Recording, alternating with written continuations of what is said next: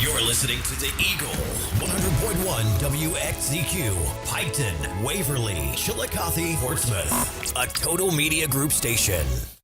And good evening, everybody. It's just about basketball 30 here in the oven. Hayden Milliken, Ryan Vogelmore joining you here. Glad you could join us here tonight, whether you're listening on the radio on the Q 100.1 or watching tonight on the Total Media Sports live stream. That is on YouTube. If you're listening on the radio, look up Total Media Sports on YouTube, and you will find us over there. We're on a little early tonight because it is senior night here at Piketon High School. We have 5 cheerleaders and 2 boys basketball players for the Red Storm and a handful of Greenfield McClain Tigers, our opponents tonight, being honored as well during senior night. We'll hear in a moment. We're going to have the entirety of the senior night festivities. Thank you to the Madman for this. And here we go, and we're getting ready for the senior night festivities. Let's send it down to the PA announcer, Mike Mormon. Senior cheerleaders, Lindsay Hutchinson,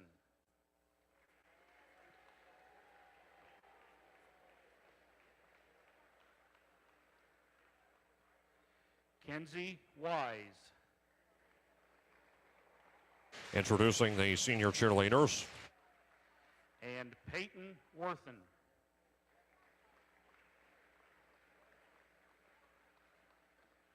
McClain senior basketball players, Zane Adams, Riley Cummins, Hayden Angel, Owen Sykes, Jeremy Webb, Brandon Green, and Alex Perry.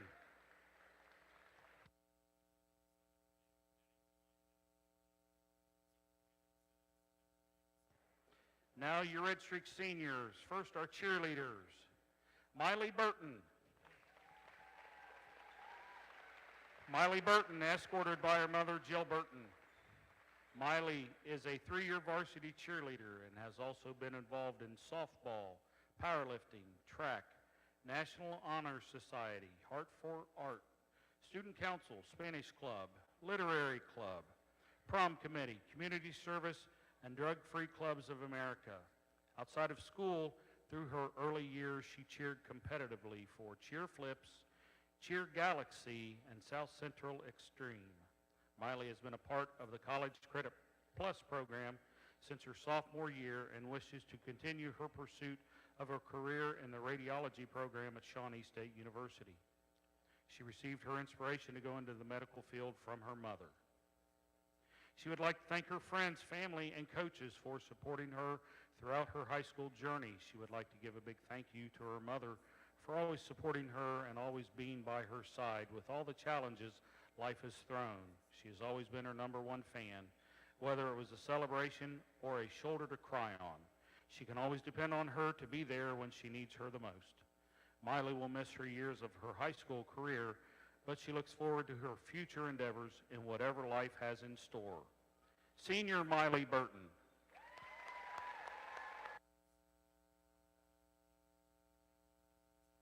Miley Burton being introduced. Emma Crabtree. She is escorted by Mark and Heather Crabtree. She says, little did I know meeting Peyton would give me a best friend for life and bring forth something we could both bond over the last 6 years.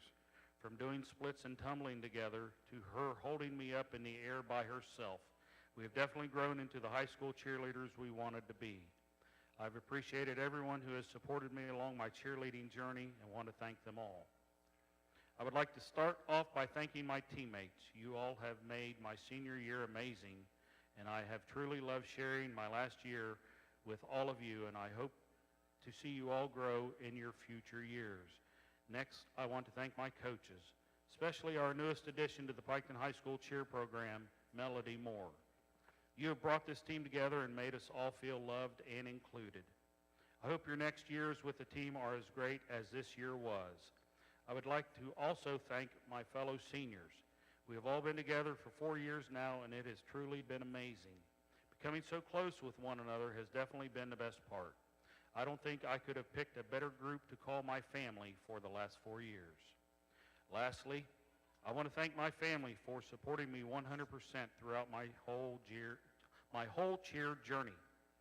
Thank you to my mom for getting me to and from practice and putting up with my attitude on occasion. My sister for always helping me with my hair and making me laugh when I needed it. And my dad for showing up for my games even though he had to work early the next morning. I truly couldn't have made it through without all the support you all have given and everything you do for me. Overall, I want to thank you all, our Pike County community, for your support of Piketon High School cheerleading. It really does take a village. Emma Crabtree.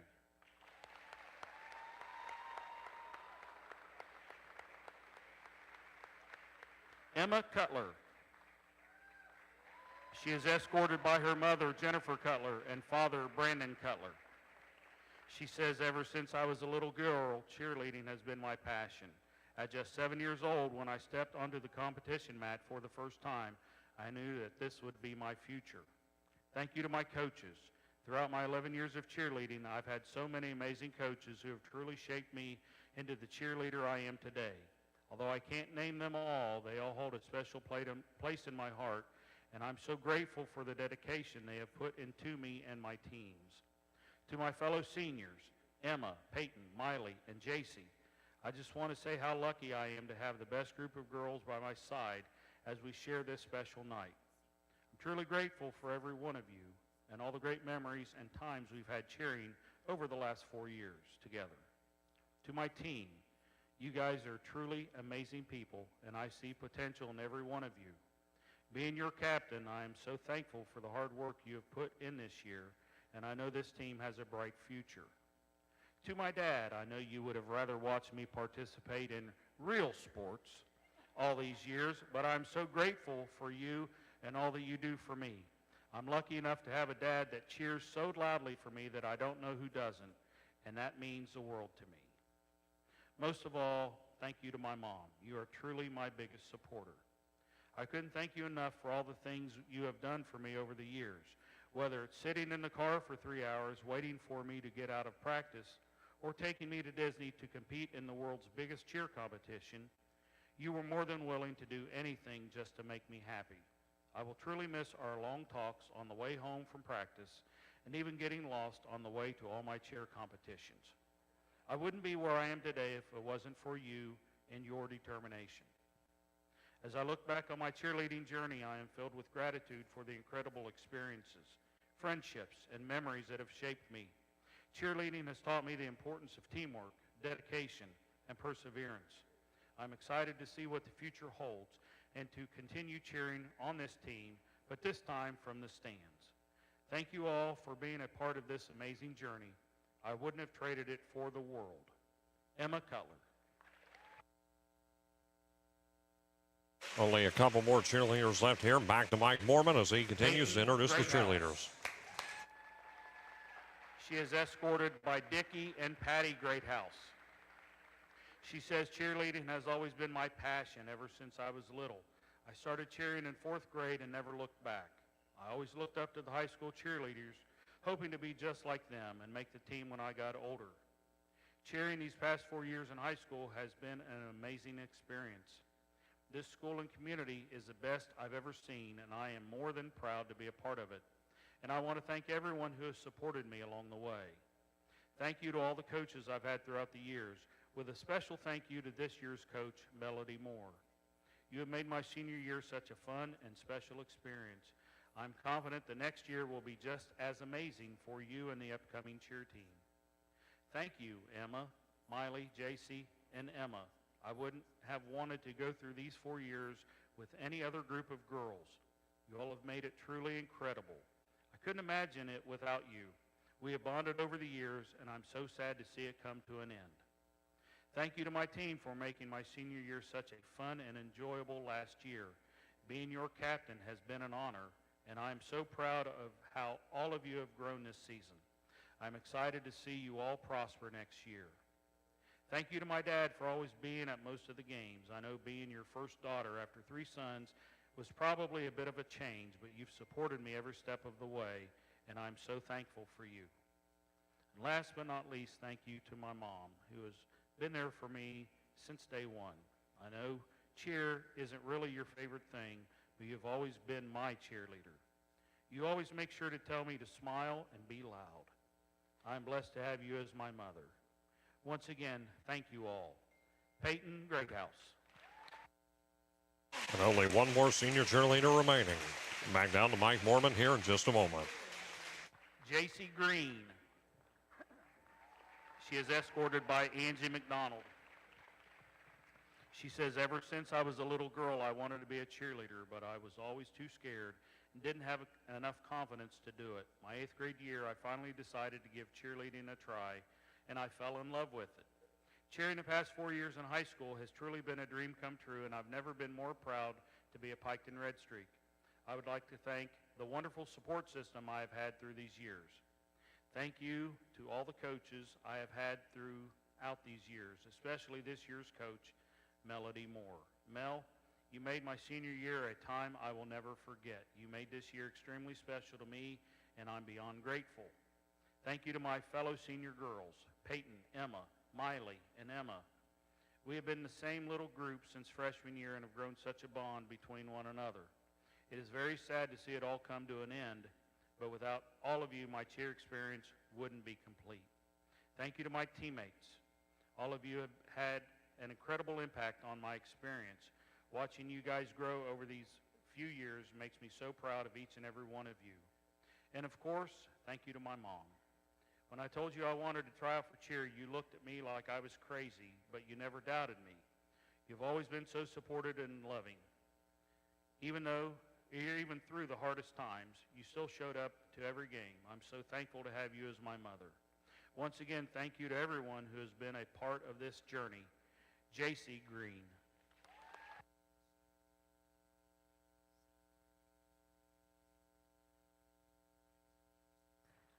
Now our senior basketball players. First, number 25, Leighton Kelly. Leighton is being escorted by his parents, Tom and Shannon Kelly, sister Layla, and brother Legend. Leighton is currently a full-time College Credit Plus student attending Shawnee State University. He is also involved in many activities. He is the senior class president and member of Student Council, the National Honor Society, Spanish Club, Streaks and Geeks, Top 20 ACT Club, as well as many community service projects.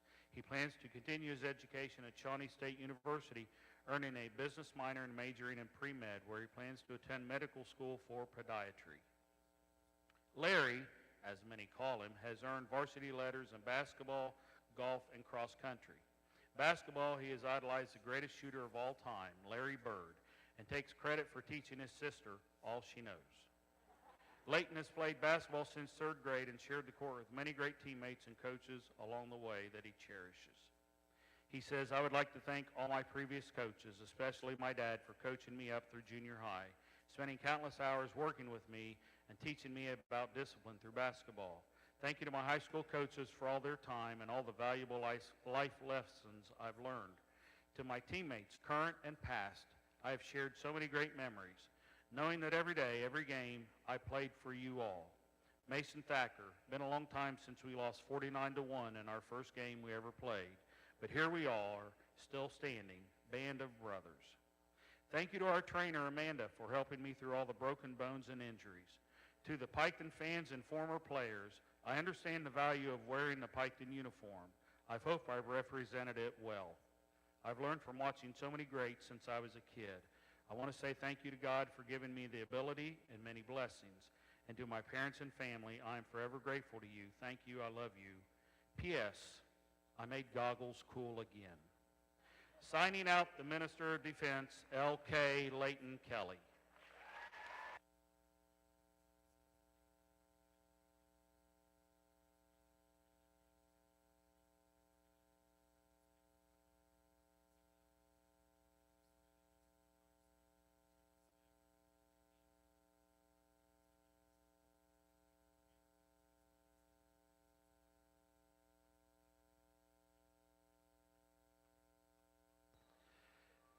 Senior Mason Thacker, number 3.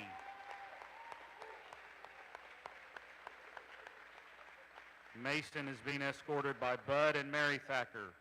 Besides basketball, he participates in football and track. He is a member of National Honor Society, Prom Committee, and Red Streaks Riches Committee. He plans on entering the workforce after graduation and becoming an electrician. He says, thanks to my parents who have always been supportive of me in everything I'm involved in.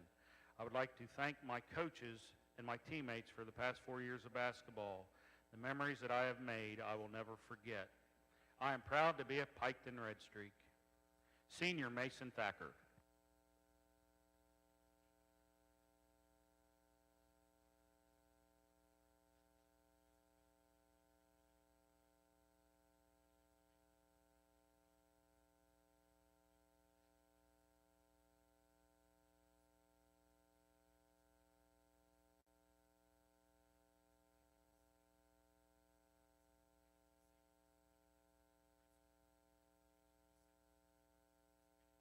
Ladies and gentlemen, your 2025 Red Streak seniors.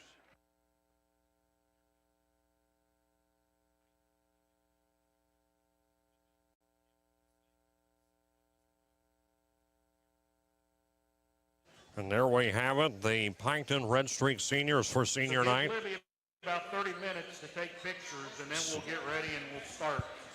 All right, so once they get done taking pictures, the warm-up clock will begin. Of course, we also had the seniors for Greenfield McClain. See if we can get their names again here. I have it pulled up. And as we do that, again, warming up here in just a moment in the oven, the Piketon Red Streaks and the Greenfield McClain Tigers. And as I get it pulled up here, and there we go. So it is going to be, the seniors are for Greenfield McClain. If you missed it, Zane Adams, Riley Cummins, Hayden Angel, Owen Sykes, Jeremy Webb, Brandon Green, and Alex Perry. Again, those are the seniors for the Greenfield McClain Tigers. They have many more than the Red Streaks do. In comparison, Piketon only has two that you just heard a moment ago. Those two, again, being Leighton Kelly and Mason Thacker. So we'll see if that affects the starting lineup. Normally, again, this is just normally, sometimes they'll have the seniors, they'll have them come out. The seniors will be, so the seniors are part of the starting lineup normally. So we'll see if they do that here tonight. Otherwise, Gallion, Thacker, Shanks, and also Henry. So we'll see again how that is affected. Also, Jace Johnson, part of the starting lineups for the Piketon Red Streaks. So we'll be back with you here in just a few minutes, talk pregame analysis. Also, we got some stuff here regarding the tournament. So stay tuned here on WXCQ, the Eagle. We'll be back in just a few minutes. When it comes to buying or selling your home, experience matters. For 28 years, Todd Harris has been helping families make the right move. As the longest tenured realtor in town, Todd has the expertise, negotiation skills, and local market knowledge to get the results you deserve. Whether you're buying your dream home or selling for top dollar, Todd Harris Realty has a track record to make it happen. Call 947-7677 today or stop into the office to start your next chapter with Todd Harris Realty. At Scioto Valley Board of Education, we're committed to shaping tomorrow's leaders today. We are proud supporters of Piketon sports and our vibrant community, cheering for our students on and off the field. Follow us on Facebook for our latest updates. Scioto Valley Board of Education, where education and community come together for a brighter future. Go Red Streaks! At Quick Stop Lube and Tire, they are geared up to keep you on the road. Located at 627 Southwest Street in Piketon, they're your trusted auto repair shop for over 30 years of experience. Open 6 days a week, they proudly support Pike County schools in our community. From oil changes to alignments, new tires, and even mobile tire service, they've got you covered. Wherever you are, call 740-289-4268 or stop by Quick Stop Lube and Tire, where great service meets community pride. If you want to make your smartphone even smarter, get our new mobile banking app. You can check deposits and deposit checks. It even gives you nearby ATM locations. Best part is, the money stays right here in this area. It's a better way to bank. Ohio Valley Bank, a better way to bank. Member FDIC. Visit us online at ovbc.com. We We are going out tonight. But I just put my comfy pants on. What are we celebrating? I just bundled our home and auto insurance with the State Farm agent and saved us money. Oh, nice. Can we just order in now? Are you serious? We just bundled. And our agent helped me personalize our coverage. But what about my slipper and sweatpants bundle? Oh, fine. Contact Megan Carroll at State Farm Insurance. Call 740-775-6634. Prices vary by state. Options selected by customer. Availability, amount of discount, savings, and eligibility may vary.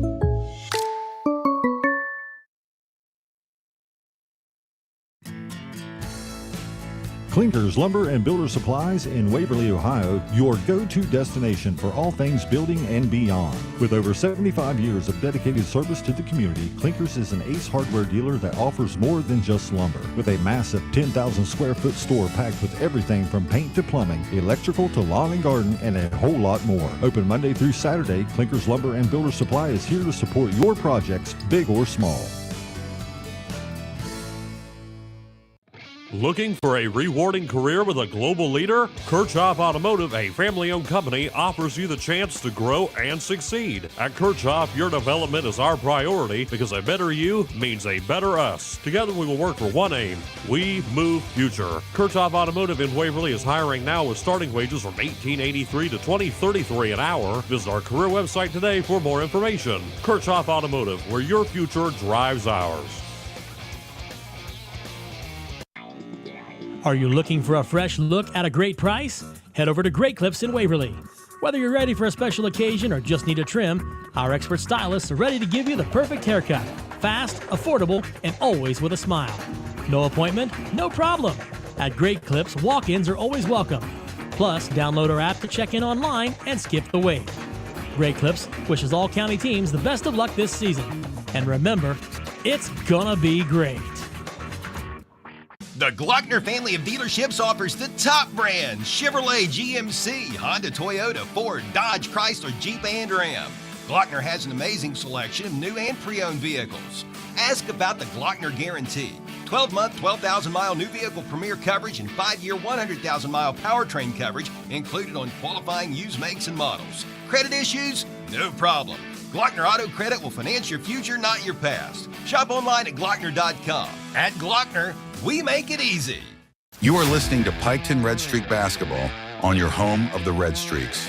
100.1 WXZQ, The Eagle. Back here at Piketon High School, Hayden Milliken, Ryan Vogelmore here with you. About 10 minutes until tip-off here. Senior night at Piketon High School. Those just tuning in, we honored the senior class for the Red Streaks for the boys basketball team. That'd be Leighton Kelly and Mason Thacker. So only 2 seniors this year. But overall, Ryan, we're here for McClain and Piketon. McClain, when it comes to conference play, they are 0-7. You take a look at it over here, and they've lost. I mean, you got to take a look here, and you got to understand, looking at the Frontier Athletic Conference, the FAC that they're in, when you got opponents like Miami Trace, Jackson, Washington Courthouse, who is having hit-and-miss games, you have a rough conference you're playing against. Yeah, definitely.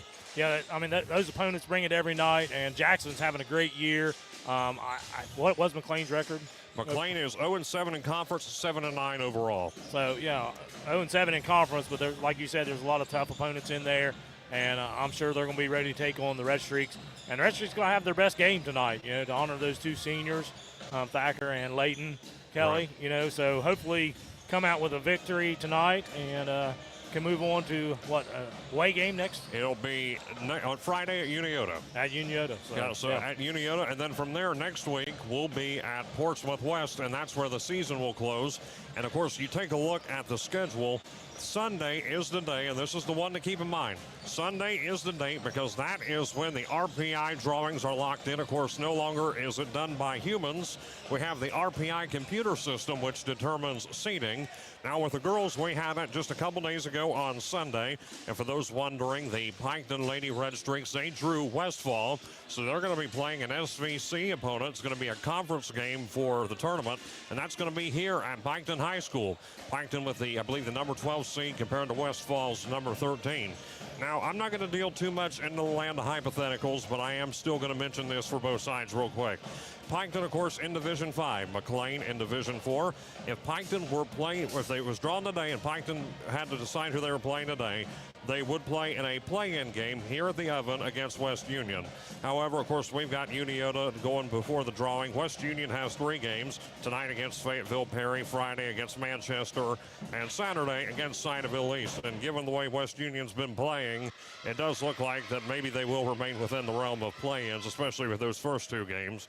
And as for the McClain Tigers, of course, we got a lot of McClain listeners coming in here tonight through the live stream. And, of course, one of our sister stations, WVNU, they broadcast Greenfield basketball.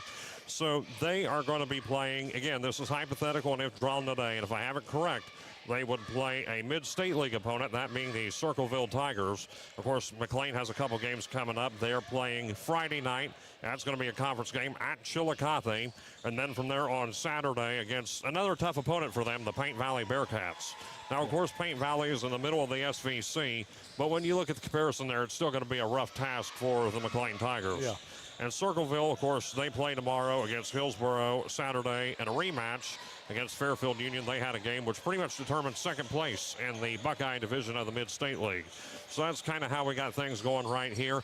And looks like we've also got the Greenfield McClain cheerleaders out here in full capacity. And Ryan, they've got a big cheerleading squad. Yeah, got a decent-sized cheerleading squad. Now, overall, we're talking about some other games around the area. Of course, we got this game streamed, and we're going to talk a little bit more about it here in just a couple minutes. But a big marquee match, Jackson and Zane Trace, and we're going to talk about that and a couple other games around the area and take a look at the starting lineups when we get back here on the Q in just a few minutes. Discover the ultimate destination for custom apparel at Elizabeth's Custom Tees. Specializing in direct-to-film printed apparel and top-notch embroidery, we bring your designs to life with crisp vibrancy. From sports team to businesses, we got you covered. Our embroidery services offer a classic, high-quality finish. Whether it's clothing or accessories, we customize it all. Serving Beaver, Ohio, and beyond, contact Philip or Kristen Babst at 357-6531 or 395-4905. Visit us on Facebook or email elizabethstees@gmail.com. Elevate your style with Elizabeth's Custom Tees today. When it comes to buying or selling your home, experience matters. For 28 years, Todd Harris has been helping families make the right move. As the longest tenured realtor in town, Todd has the expertise, negotiation skills, and local market knowledge to get the results you deserve. Whether you're buying your dream home or selling for top dollar, Todd Harris Realty has a track record to make it happen. Call 947-7677 today or stop into the office to start your next chapter with Todd Harris Realty. At Scioto Valley Board of Education, we're committed to shaping tomorrow's leaders today. We are proud supporters of Piketon sports and our vibrant community, cheering for our students on and off the field. Follow us on Facebook for our latest updates. Scioto Valley Board of Education, where education and community come together for a brighter future. Go Red Streaks! At Quick Stop Lube and Tire, they are geared up to keep you on the road. Located at 627 Southwest Street in Piketon, they're your trusted auto repair shop for over 30 years of experience. Open 6 days a week, they proudly support Pike County schools in our community. From oil changes to alignments, new tires, and even mobile tire service, they've got you covered. Wherever you are, call 740-289-4268 or stop by Quick Stop Lube and Tire, where great service meets community pride. You are listening to Piketon Red Streak Basketball on your home of the Red Streaks. 100.1 WXZQ, The Eagle. About 4.5 minutes until the start of this contest, non-conference between the Piketon Red Streaks and the McClain Tigers. And as advertised, to look at some local area games in the 740. Of course, us, McClain at Piketon. But talking about a big marquee matchup in the 740 tonight as the Zane Trace Pioneers travel to take on the Jackson Ironmen. That game is also going to be streamed on Total Media Sports and on the radio on our sister station, WKOV out of Jackson. We'll look at some other games around the area tonight as Nelsonville York takes on Huntington, Fairfield and Miami Trace, Valley at Wheelersburg, T-Fred and Trey Dog down at the downtown gym tonight. South Webster taking on Waverly, a tough opponent in the SOC 3. Minford at Portsmouth West. Notre Dame at Manchester. South Gaia at Clay. Ripley at North Adams. Lynchburg Clay at Felicity Franklin. Fayetteville at West Union. Peebles at White Oak. Athens at Vinton County. Fairfield Union at Hamilton Township. Fairland at Portsmouth. Ironton at Chesapeake. South Point and Gaia Academy. Coal Grove at Rock Hill. River Valley at Wellston. Those are the two teams just below us, Ryan, in Division 5. They're playing each other. Wellston is just beneath West Union. River Valley in last place. So that game will have some implications for the RPI, especially in Division 5. Alexander at Meigs. Belpre at Trimble. Eastern Meigs at Federal Hocking. And Waterford at Southern. Only 2 girls basketball games to report tonight. Nelsonville, York, and Huntington. Of course, it's going to be a doubleheader, looks like, over there. Both teams playing tonight. And Circleville, the Tigers, taking on the Chillicothe Lady Cavaliers. So look at some of the games in the area here. And, well, Ryan, let's get back to the one here at hand. We got the starting lineups here to introduce. First, we're going to start with the visitors tonight, the McClain Tigers. The starting 5 for Greenfield McClain as we have them. Number 1, Zane Adams. Number 3, Riley Cummins. Number 4, Jordan Bell. Number 12, Owen Sykes.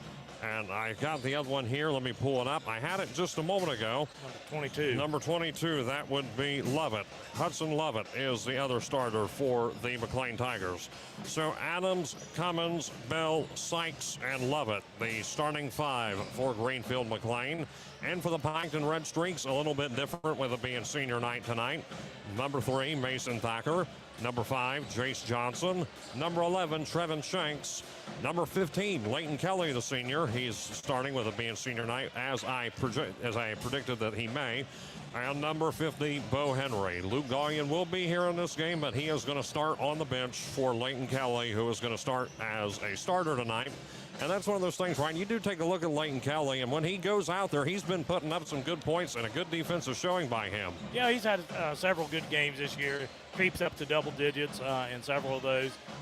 Typically comes away with 2 or 3 steals, a handful of rebounds. So Leighton always brings his best. I know they're midway through the year, he's kind of battled maybe a slight injury or something, and but since then he's really played his part well and knocks down some shots when he needs to.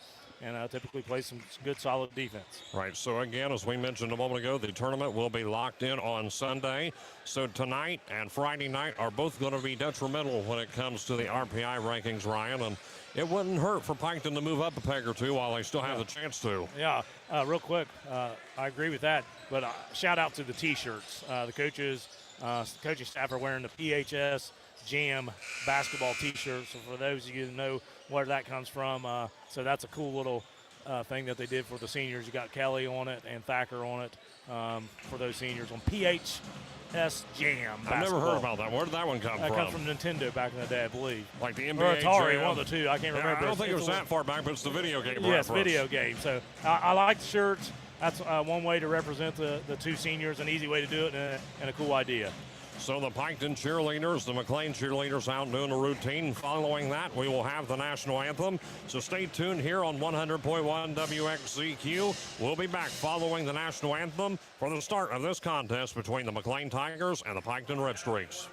Over the years, we've been asked a lot of questions. Like, why is our bank any different than those big city financials? After all, most banks offer the same products and services. The difference is our people and our service. We give you the one-on-one, first-name, friendly service that you deserve. Ohio Valley Bank, a better way to bank. Member FDIC. Visit us online at ovbc.com. We are going out tonight. But I just put my comfy pants on. What are we celebrating? I just bundled our home and auto insurance with the State Farm agent and saved us money. Oh, nice. Can we just order in now? Are you serious? We just bundled. And our agent helped me personalize our coverage. But what about my slipper and sweatpants bundle? Oh, fine. Contact Megan Carroll at State Farm Insurance. Call 740-775-6634. Prices vary by state. Options selected by customer. Availability, amount of discount, savings, and eligibility may vary. Clinkers Lumber and Builder Supplies in Waverly, Ohio, your go-to destination for all things building and beyond. With over 75 years of dedicated service to the community, Clinkers is an Ace Hardware dealer that offers more than just lumber. With a massive 10,000 square foot store packed with everything from paint to plumbing, electrical to lawn and garden, and a whole lot more. Open Monday through Saturday, Clinkers Lumber and Builder Supply is here to support your projects, big or small.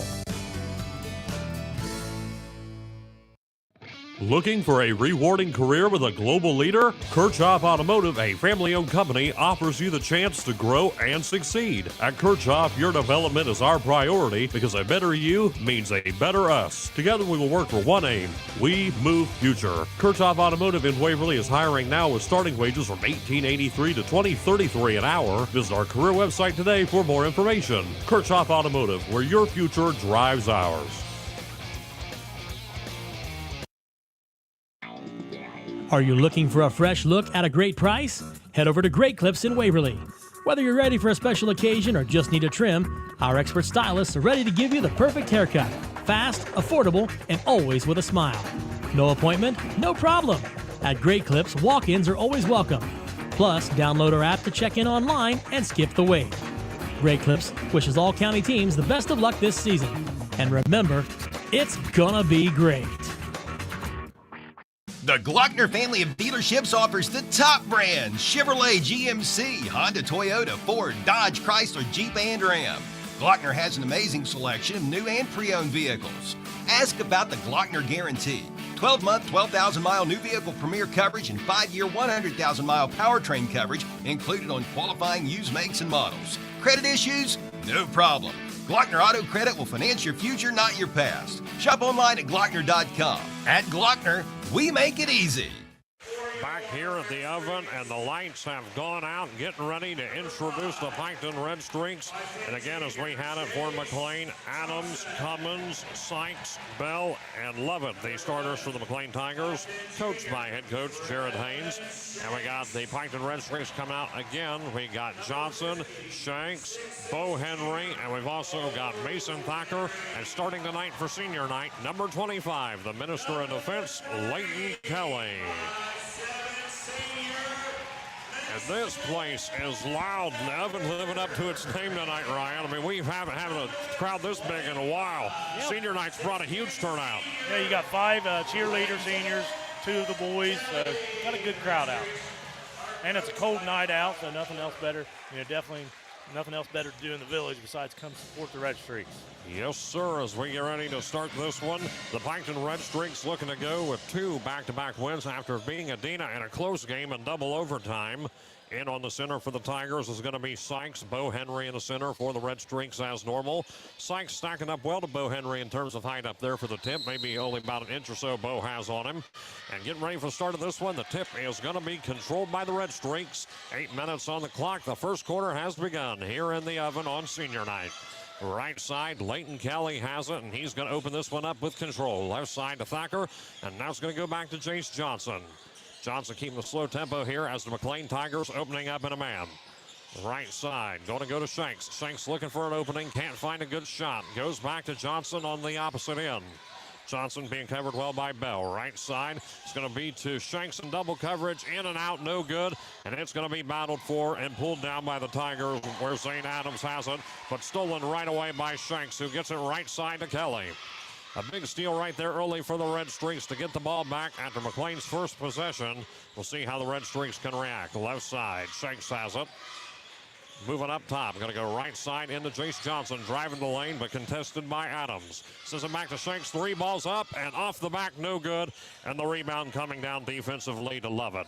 Sending it downtown to Cummins, going to go inside the paint. The shot is up and contested, but Owen Sykes getting the layup, and 2 points for the McClain Tigers.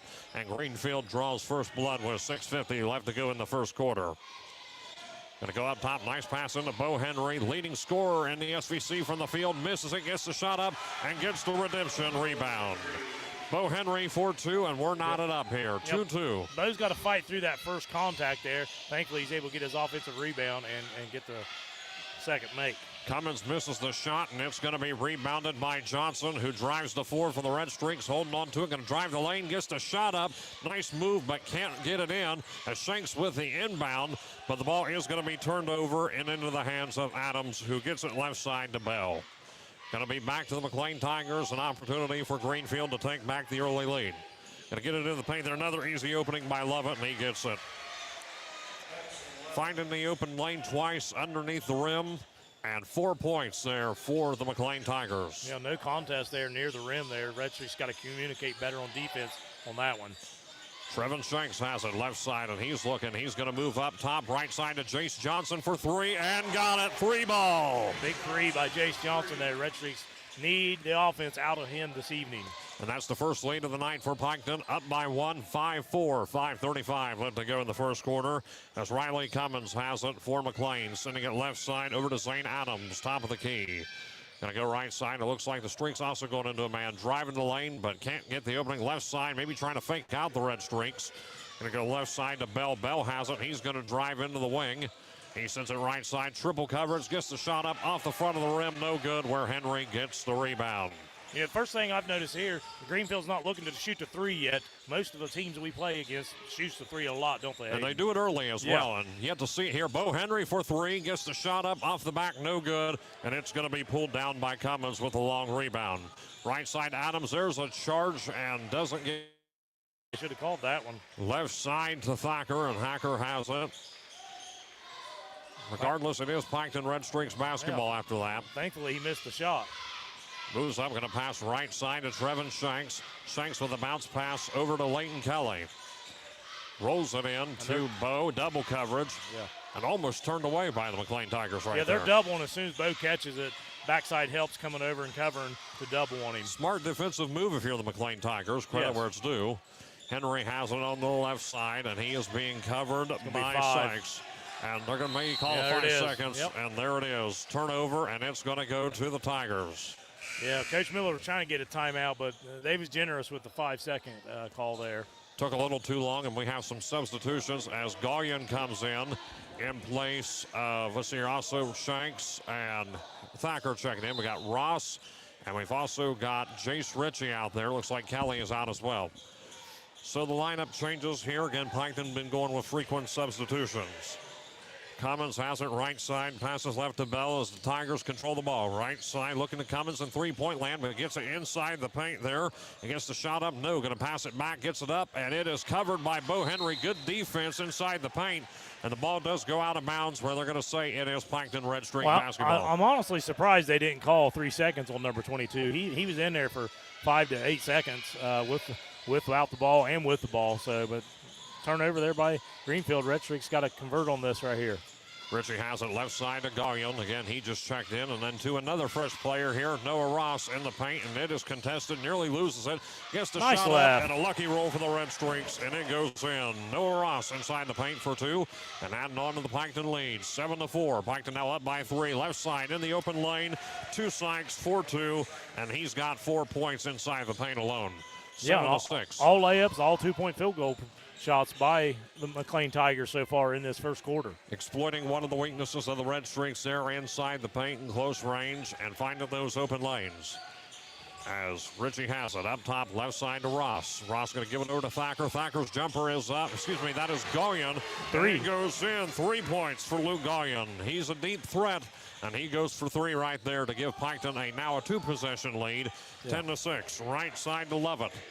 McClain with it, and the crowd one defense here in the oven.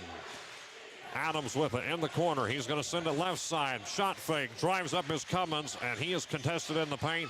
And now going to be back into the paint again. Left side to Adams. Adams driving the baseline. It's going to go out of bounds, and they're going to say the Red Streaks contested it, and they had a hand in on it. So it is going to remain with Greenfield McClain. And looks like Mason Thacker checking back in. Also coming out to the game is Lovett. See who came in for him. Looks like maybe number 14. Is that who that is? 24. That would be Brandon Green. He's checking in for Greenfield McClain. Bounce pass in to Sykes. Sykes sent it all the way back to Green and over to Bell. Staying deep here, left side to Cummins. Cummins going to try to drive up, spins back. His shot is up. No good. Nice spin move, though. And it is pulled in by Goyen and over to Ritchie, and it's going to be stolen away, stripped away by Cummins, and looking all the way over to Jordan Bell and back to Cummins again. 2:12 left to go here in the first quarter. Piketon up 10-6. Right side to Zane Adams, and he goes into the wing. He looks over up top. Moves it up, going to go up into the paint. Going to pass it right side again, keeping the motion as Adams has it inside the paint. The ball going to go out of bounds. And as I projected, it is going to be Greenfield basketball. It looks like Bo Henry had a hand in on it. And Julian Evans checking in place of Riley Cummins. Evans seeing his first outing here for the Tigers with 1:58 left to go in the first. McClain needs to get 2 points, 3 points, something. They're down by 2 possessions. Sends it back to Adams, who's directing traffic for the Tigers. And he's going to go for the jumper from three-point land. And it looks like Ritchie had a hand in on that shot. And it goes out of bounds nonetheless, where they're saying Piketon Red Streak basketball. Yeah, an opportunity it missed everything there. Hit the bottom of the net and bounced out. So technically a missed three, but yet a turnover as well for the Tigers. Coming off that miss, it is going to be Mason Thacker crossing the timeline for the Red Streaks. Getting it left to Bo Henry, back to Thacker. Thacker looking, going to get it to Goyen, into Henry in the paint. Triple coverage right away on Bo. Got to shoot that quick. Nice pass out of the paint from Bo to Ritchie, and he just didn't fire it. Good awareness, would have been too risky of a shot. Ross has it right side, goes out of bounds where it will be contested, and Piketon will throw it in on their own side. 1:19 left to go in the first quarter. Ritchie with the inbound by the McClain visitor bleachers. It's going to be Bo Henry throwing it in instead. They switch out. Henry throwing it in to Thacker. Thacker being covered by Bell. And looks like Greenfield this whole time, Ryan, they've been sticking to this man. Yeah, they've stayed with their man, not gotten any. Neither team has fouled yet. I'm sure I just probably jinxed ourselves on that one because no fouls as of yet in this quarter. Henry up top, and he moves left side in the paint. Nice drive, and there it is. Bo Henry gets 2, and he will go to the line for an and 1 for the first foul of the game, which will be called on the McClain Tigers, and that's going to be on St. Adams. And again, the first foul of the game, and the first foul for the Tigers compared to Piketon 0. Big boy Bo took a couple big steps there, drove from the three-point line. Nice finish there right at the rim with the left hand, and opportunity for the old-fashioned three-point play. Cummins coming back in for McClain, and it looks like Adams is going to have a seat after that foul. Taking no risks here are the Tigers when it comes to foul situations. Henry off the back, no good. The N1 miss. It's going to be an offensive board where Ritchie goes for 3. And a long rebound coming down to Bo Henry. That's where the size advantage comes into play. And a 3 ball by Thacker and another offensive board all the way down to big boy Bo. 2 big offensive rebounds here for the Piketon Red Streak, showing some aggression. Left side, Henry has it. He's going to drive the wing. A nice move by Bo, double coverage, and it just rolls out. And another rebound by the Streaks. 3 straight offensive rebounds inside the paint. Henry gets a shot up. That was a risky one. And McClain trying to take it away, but it is going to remain with Piketon. Could not keep it in bounds. I feel like somebody's legs are tired, Hayden. Already. I mean, Henry's already put a good bit of work in, especially in that situation right there. Yeah. Kelly checking in his place. Thacker with the inbound underneath the hoop, sending it way down to Jace Ritchie near center court at the timeline, and he's covered by Evans. And the ball's going to be stolen away, rolls right into the hands of Cummins, going to send it all the way down to Sykes, who's covered well, double coverage in the paint, and he's going to draw a Piketon holding foul, and that is going to be a shooting 2 situation, and the foul is going to be called, I think they're going to say Leighton Kelly. And that is his first, and both teams knotted up with 1 foul apiece. Well, as I was bragging on no fouls, and we've got 2 in the last 40 seconds. And the first shot is up and no good there by Sykes. However, if you compare it to previous games, having only 1 foul is still not terrible. Yeah, I'll take it. And Sykes getting ready for the second shot, missed the first. And it is up and in. Sykes with the first made free throw for the McClain Tigers. A little press here by McClain Tigers. Going full court. Yeah. As we got Thacker with it, and he loses the ball. The press works, and it we might have a tie-up, but no, it is going to be stolen away by Greenfield, but the clock is not on their side. Bell has it, sending it right for a long 2, and it's going to be an offensive board. Can't get the shot up in time, and blocked by Jace Ritchie in the process. 12-7 is the score here. Piketon with a lead over the Greenfield McClain Tigers on the Q and streaming live on YouTube, courtesy of Total Media Sports. We'll be back in 1 minute. Discover the ultimate destination for custom apparel at Elizabeth's Custom Tees. Specializing in direct-to-film printed apparel and top-notch embroidery, we bring your designs to life with crisp vibrancy. From sports team to businesses, we got you covered. Our embroidery services offer a classic, high-quality finish. Whether it's clothing or accessories, we customize it all. Serving Beaver, Ohio, and beyond, contact Philip or Kristen Babst at 357-6531 or 395-4905. Visit us on Facebook or email elizabethstees@gmail.com. Elevate your style with Elizabeth's Custom Tees today. When it comes to buying or selling your home, experience matters. For 28 years, Todd Harris has been helping families make the right move. As the longest tenured realtor in town, Todd has the expertise, negotiation skills, and local market knowledge to get the results you deserve. Whether you're buying your dream home or selling for top dollar, Todd Harris Realty has a track record to make it happen. Call 947-7677 today or stop into the office to start your next chapter with Todd Harris Realty. 12-7 is the score here at the Oven, and Zane Adams checking in for McClain, and we got a couple substitutions as well for the Red Streaks, as it looks like Shanks, I think he was out there a moment ago, got Johnson and looks like Thacker out there for the Red Streaks. Adams with the ball, left side for the Tigers. They are down here by 5, 12-7. And, well, if you're Greenfield, of course, you found the opportunity there with the open lane, Ryan. And take a look at the percentages here on halftime. Right side going to be a deep three ball, and they miss it, and a long rebound by Leighton Kelly. And if you're the Red Streaks, you just want to continue that first quarter, the momentum you had from that and the things that they've been doing. And overall, talking about aggression, how about 3 consecutive offensive rebounds coming off of the free throw situation? Yeah, you'll take that any day. Nice drive. Leighton Kelly for 2, and it was missed, rebounded by Lovett. And Lovett handing it off to Cummins. Cummins left side. He's going to send it into the wing, covered, double coverage there by Shanks and Ross, and sends it way back down to Cummins. Cummins with the roll over to Bell on the opposite end. And the ball's going to be contested and stolen away by Trevin Shanks. Shanks has it right side to Johnson. And he's going to go.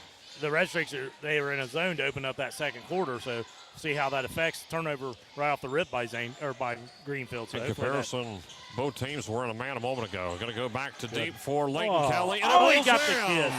Lucky roll, and Leighton Kelly with the 3 ball. The senior with 3. 15-7, and the ball is going to be free.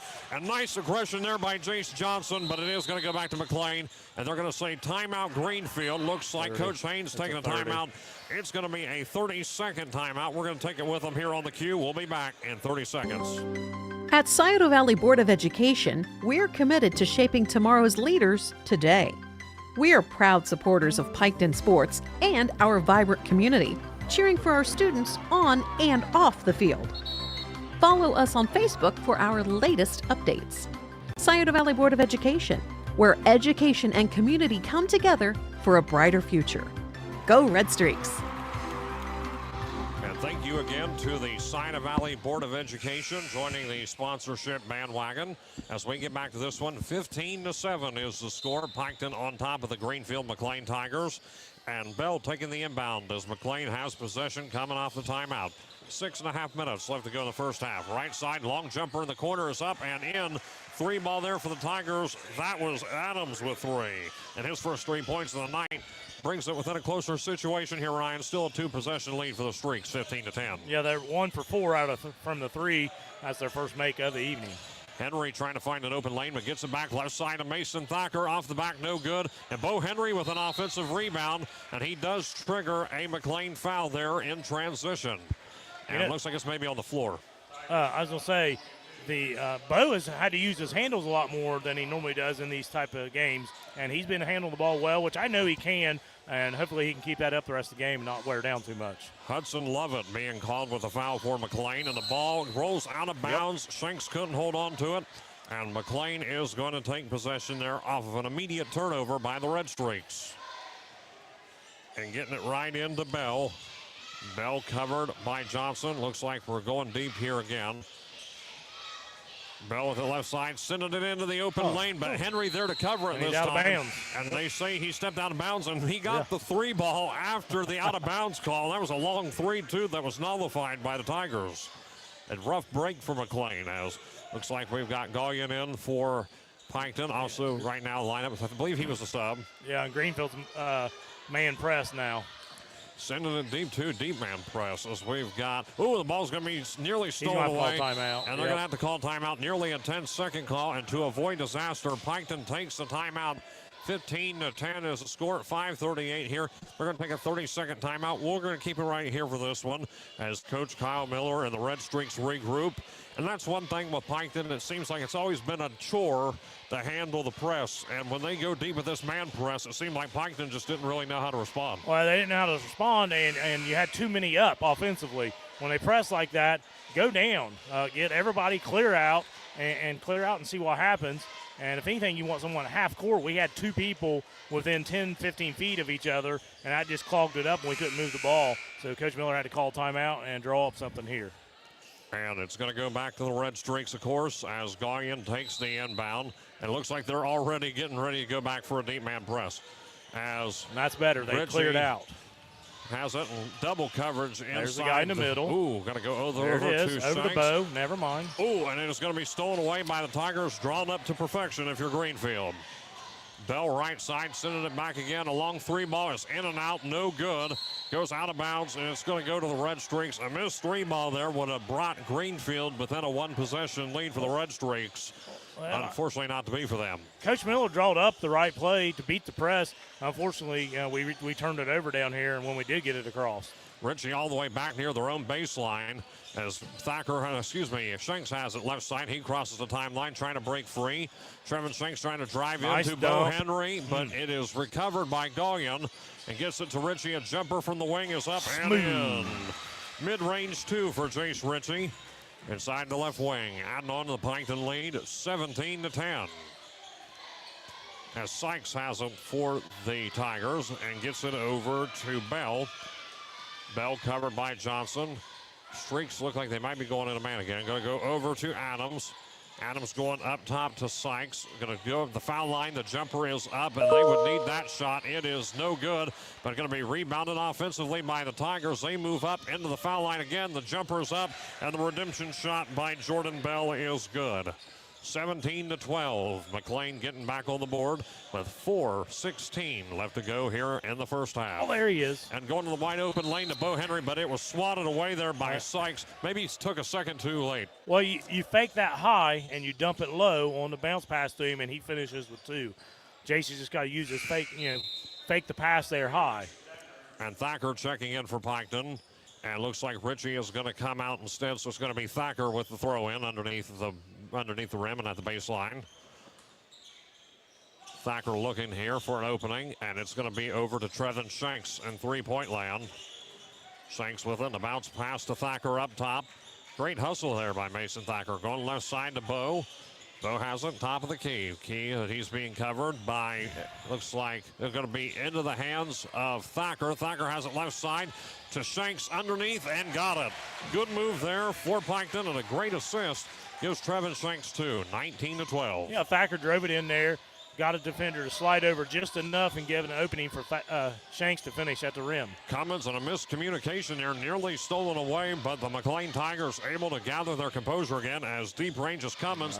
Cummins finding the open lane over to Lovett for two more. And Lovett now with four. And also Sykes with four inside the paint. So at least as I have it here, we'll look at the field percentages at halftime. But at least four made shots from inside the paint alone. Talking about inside the paint, Bo Henry triple coverage. Finds the opening as he steps back. And Henry now has six. He gets the two. 7-point lead for the Red Streaks. And a jumper by the Tigers is going to be rebounded by Sykes offensively. McClain going to hold on to it left side. Maybe going to think about the three, but Adams with the dribble drive instead.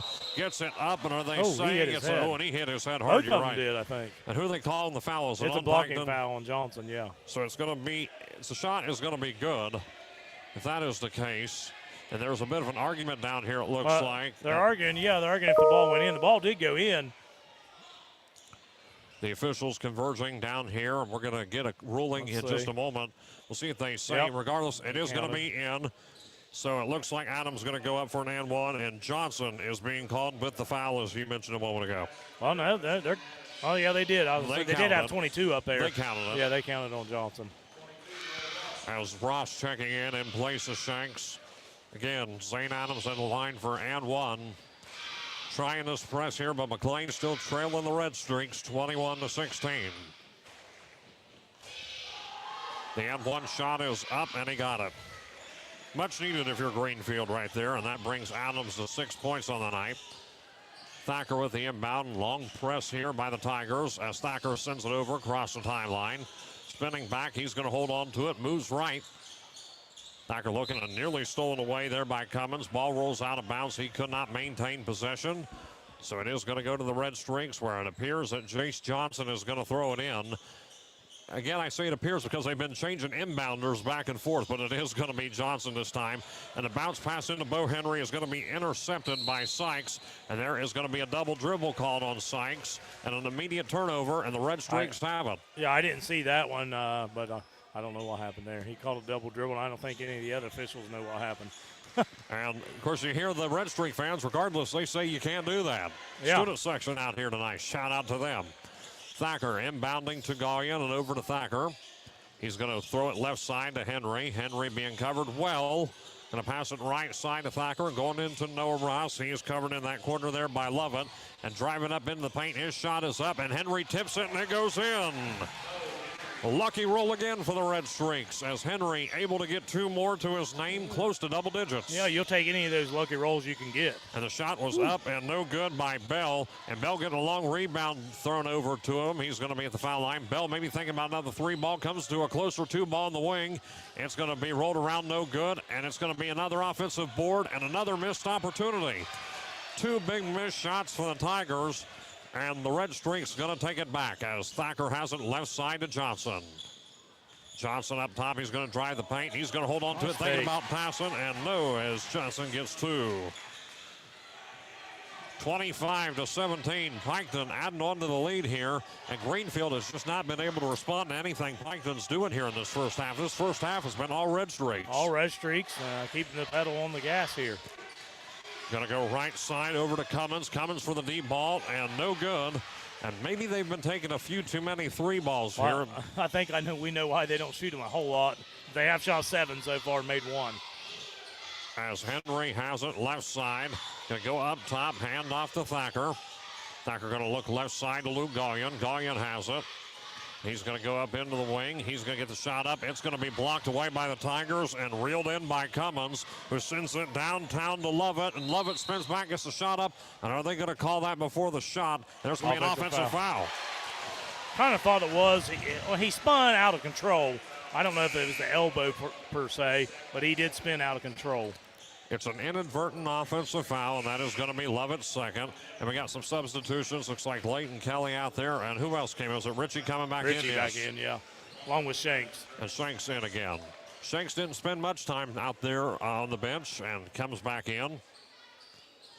As Ross getting the inbound to Mason Thacker. It looks like the Tigers changing it up a bit defensively, not going full court, instead meeting them half court. Yeah. Spins back. Thacker has it right side to Richie. 3 balls up and got it. Chase Richie with 3. Catch and release. As red hot Richie brings it to an 11-point deficit and double digits, and they are calling a full timeout. With 47.5 left to go in the first half, Piketon up comfortably, 28-17 on the Q and streaming on Total Media Sports YouTube. We'll be back in 1 minute.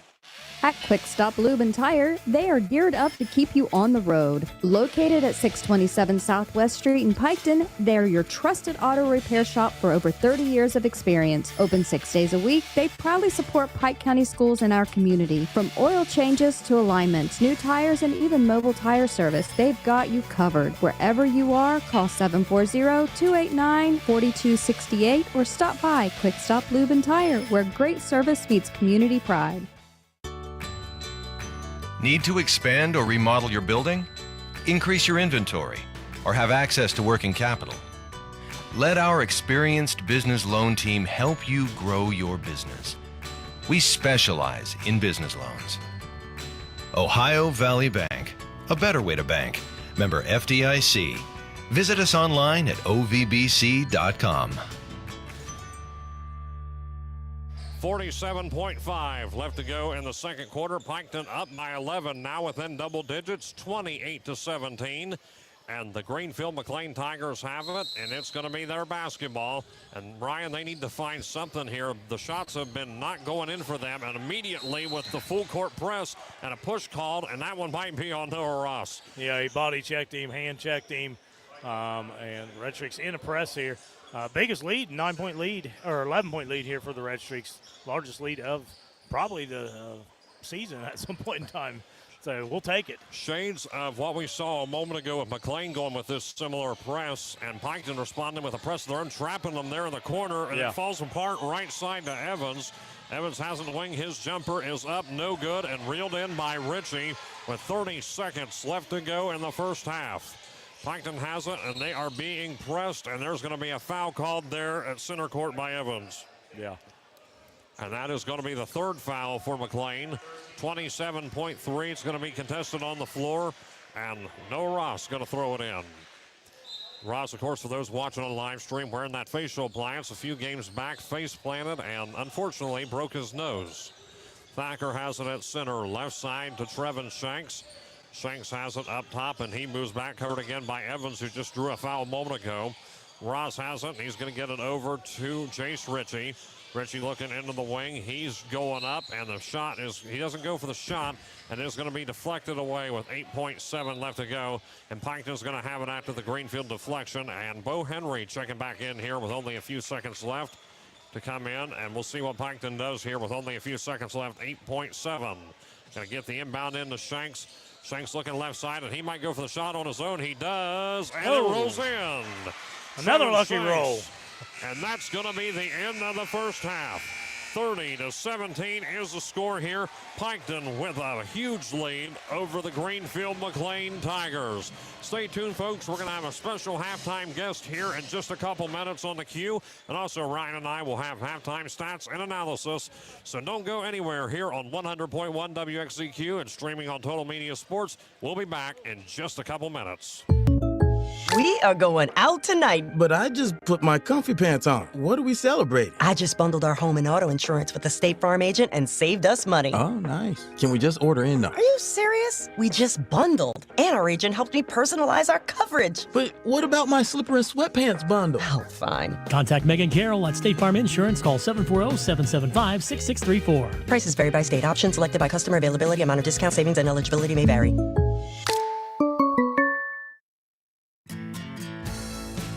Clinkers Lumber and Builder Supplies in Waverly, Ohio, your go-to destination for all things building and beyond. With over 75 years of dedicated service to the community, Clinkers is an Ace hardware dealer that offers more than just lumber. With a massive 10,000 square foot store packed with everything from paint to plumbing, electrical to lawn and garden, and a whole lot more. Open Monday through Saturday, Clinkers Lumber and Builder Supply is here to support your projects, big or small. Looking for a rewarding career with a global leader? Kirchhoff Automotive, a family-owned company, offers you the chance to grow and succeed. At Kirchhoff, your development is our priority because a better you means a better us. Together we will work for one aim. We move future. Kirchhoff Automotive in Waverly is hiring now with starting wages from $18.83 to $20.33 an hour. Visit our career website today for more information. Kirchhoff Automotive, where your future drives ours. Are you looking for a fresh look at a great price? Head over to Great Clips in Waverly. Whether you're ready for a special occasion or just need a trim, our expert stylists are ready to give you the perfect haircut. Fast, affordable, and always with a smile. No appointment? No problem. At Great Clips, walk-ins are always welcome. Plus, download our app to check in online and skip the wait. Great Clips wishes all county teams the best of luck this season. And remember, it's gonna be great. The Glockner family of dealerships offers the top brands: Chevrolet, GMC, Honda, Toyota, Ford, Dodge, Chrysler, Jeep, and Ram. Glockner has an amazing selection of new and pre-owned vehicles. Ask about the Glockner Guarantee. 12-month, 12,000-mile new vehicle premier coverage and 5-year, 100,000-mile powertrain coverage included on qualifying used makes and models. Credit issues? No problem. Glockner Auto Credit will finance your future, not your past. Shop online at Glockner.com. At Glockner, we make it easy. You are listening to Piketon Red Streak Basketball on your home of the Red Streaks. 100.1 WXZQ, The Eagle. And here at Piketon High School, where the Piketon Red Streaks have a lead here over the Greenfield McClain Tigers by a score of 30-17. And dealing with some things over here with our headsets. So we got right here with us. I know you probably can't hear us real well, but you can hear me. Oh, yeah. So we got the madman, Mike Davis, here with us. And it is senior night for the Piketon Red Streaks. And Mike, I asked you to come up here because, well, you've been around the block with these boys, to say the least. I've been around the block with these boys since 8th grade, Hank. And I wanted to come show my support to Mason Thacker and Leighton Kelly. Larry Legend are the Minister of Defense. Yes, sir. And talking about the senior class this year, of course, talking about the Minister of Defense, we're going to tell a couple of quick stories here. You've got to tell us a story because you're the one who coined the nickname Minister of Defense for Leighton Kelly. So it was last year over Christmas break. The Waverly Tigers, of course, come down here to face the Red Streaks here in the Oven. And during that game, Leighton Kelly, he was just a dog on defense. Whatever you just did, Hank, that worked. Now I can hear. He was just a dog on defense, and that's what we called him the Minister of Defense. I think the Ride the Wave guys heard it too, so then they went down and called him that as well because he was just a dog. He was everywhere, pulling down good rebounds, on offense and defensive side. So that day, he was the Minister of Defense. Now, talking about Mason Thacker as well, he's been in the program for a while. He's a senior this year as well and has been a big player defensively for the Red Streaks the last couple years. He's another one. I want to support him. Mason's got a beautiful shot. I love when I watch him take those 3 points and he drains them. Great on defense, but we called him last year, we called him Lightning McQueen because he was all over that court. Quicker than quick, faster than fast, like the cartoon Lightning McQueen. So he's a good player, and these seniors are great seniors. And also, we're talking about the cheerleaders for the Piketon Red Streaks, 5 graduating senior cheerleaders, and you got ties to a couple of them, Mike. I got ties to one, at least my son does. The deck man, his girlfriend is Peyton Greathouse, so he's here as well. Eastern Eagles off tonight, so he wanted to come show his support, and his senior night is next Tuesday at home against Northwest, so hopefully Peyton will be able to come and watch that game too. But since we're off, he wanted to come down, and I wanted to come down too. Well, and then talking about the upcoming schedule for the Eastern Eagles, Mike, you got, a girls' game tomorrow night? Yeah, girls' game tomorrow. Is the senior night your next game for the boys, or is there one before it? We've got 2 games before, so we're going to travel down to Sims Valley, which is a horrible, horrible bus ride down there. It's an hour and 16 minutes away from the house, and it's a rough ride, but that's going to be a big conference matchup between the Eagles and the Sims Valley, 1 and 2 in the SOC2. Eagles are number 1, SV is number 2. Then we're going to play one of your common opponents, Southeastern. Right. We're going to go up there on Saturday and face the Panthers. And Panthers are looking pretty good this year, I got to say.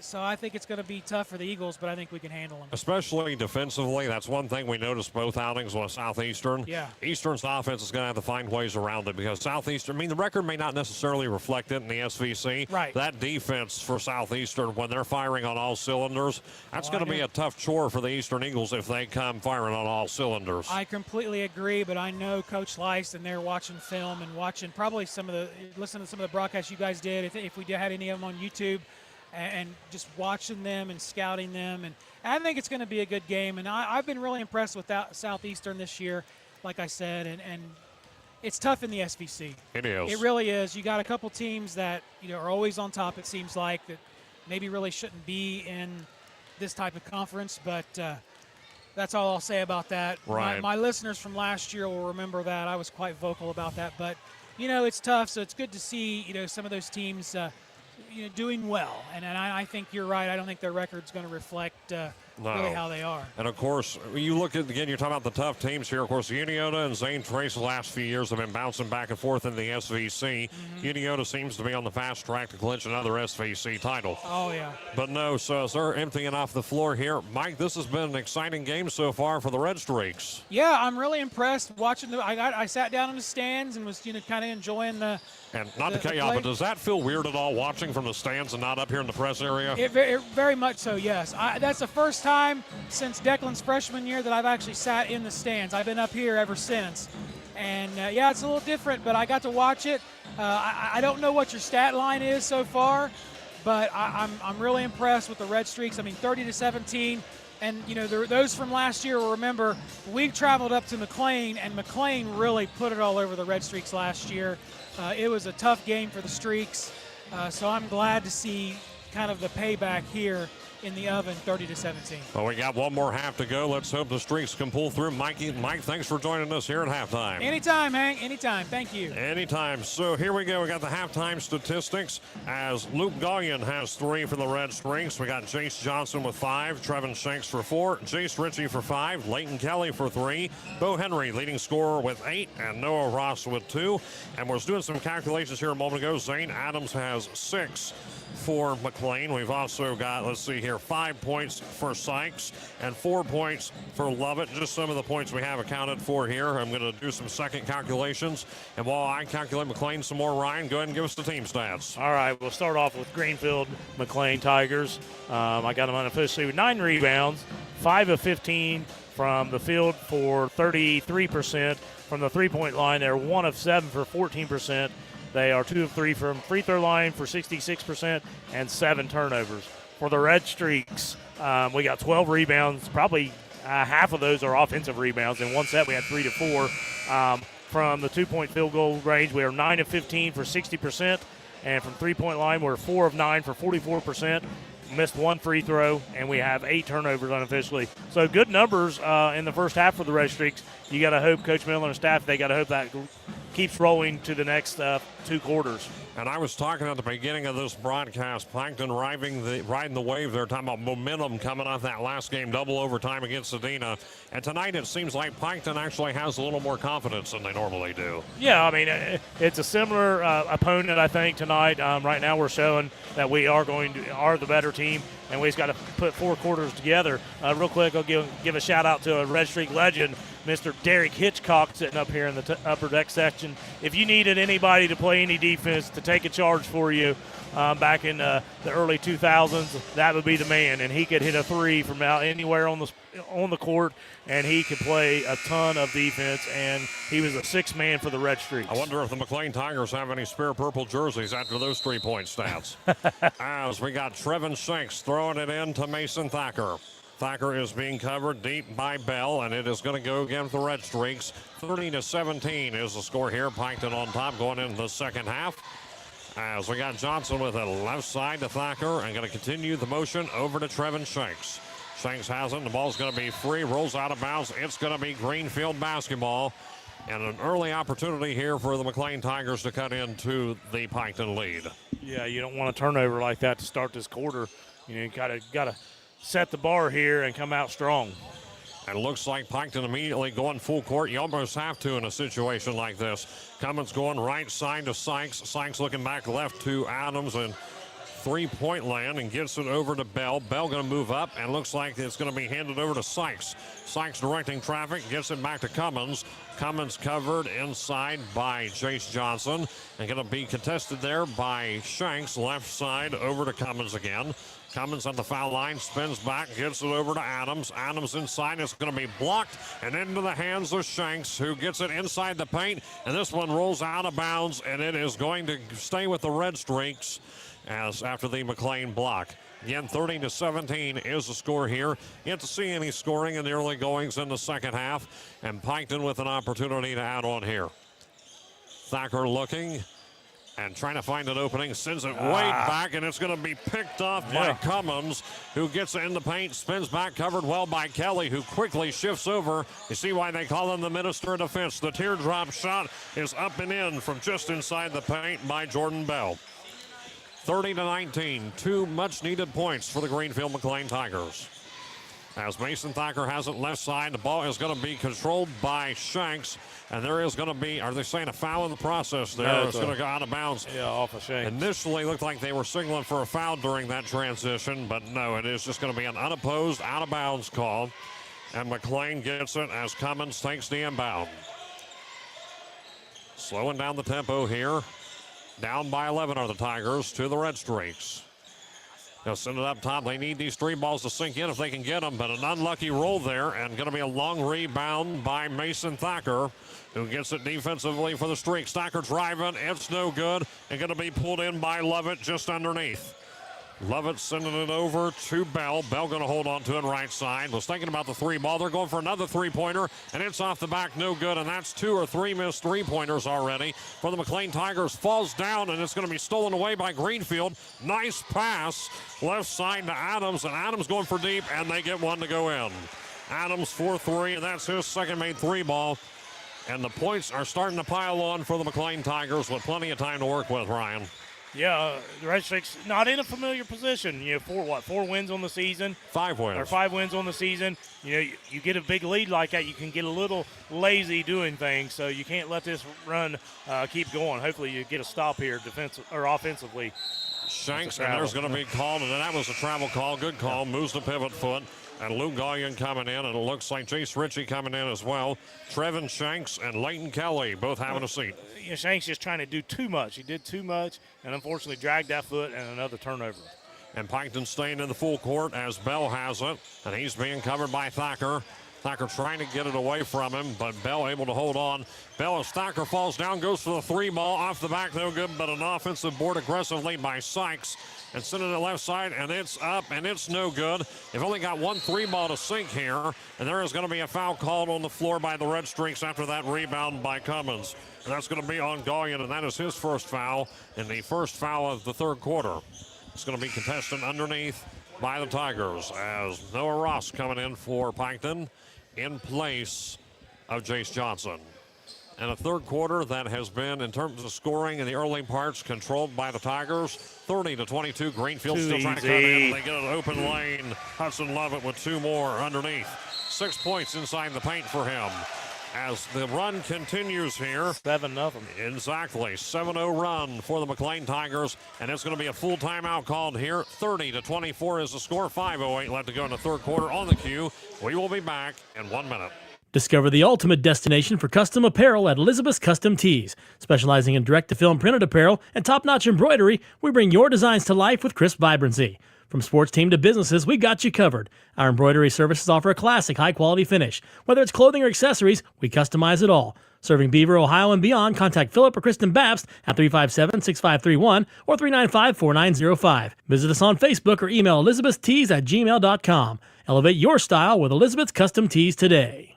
When it comes to buying or selling your home, experience matters. For 28 years, Todd Harris has been helping families make the right move. As the longest tenured realtor in town, Todd has the expertise, negotiation skills, and local market knowledge to get the results you deserve. Whether you're buying your dream home or selling for top dollar, Todd Harris Realty has a track record to make it happen. Call 947-7677 today or stop into the office to start your next chapter with Todd Harris Realty. 30-24 is the score here. 5:08 left to go in the third quarter as Mason Thacker taking the inbound, and both teams exchanging full court presses here as double coverage trapped there at the baseline, and a steal by the Tigers as Bell takes it inside the paint there, and it's going to be a foul called on Piketon, and they're going to call it underneath.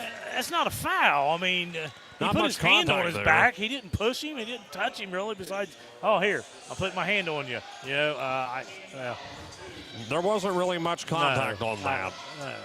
But the foul is called nonetheless, and the shot up is underneath and in for Zane Adams. Adams gets his second field goal. And it's now a 4-point game. 2-possession lead, what was 30-17 at halftime.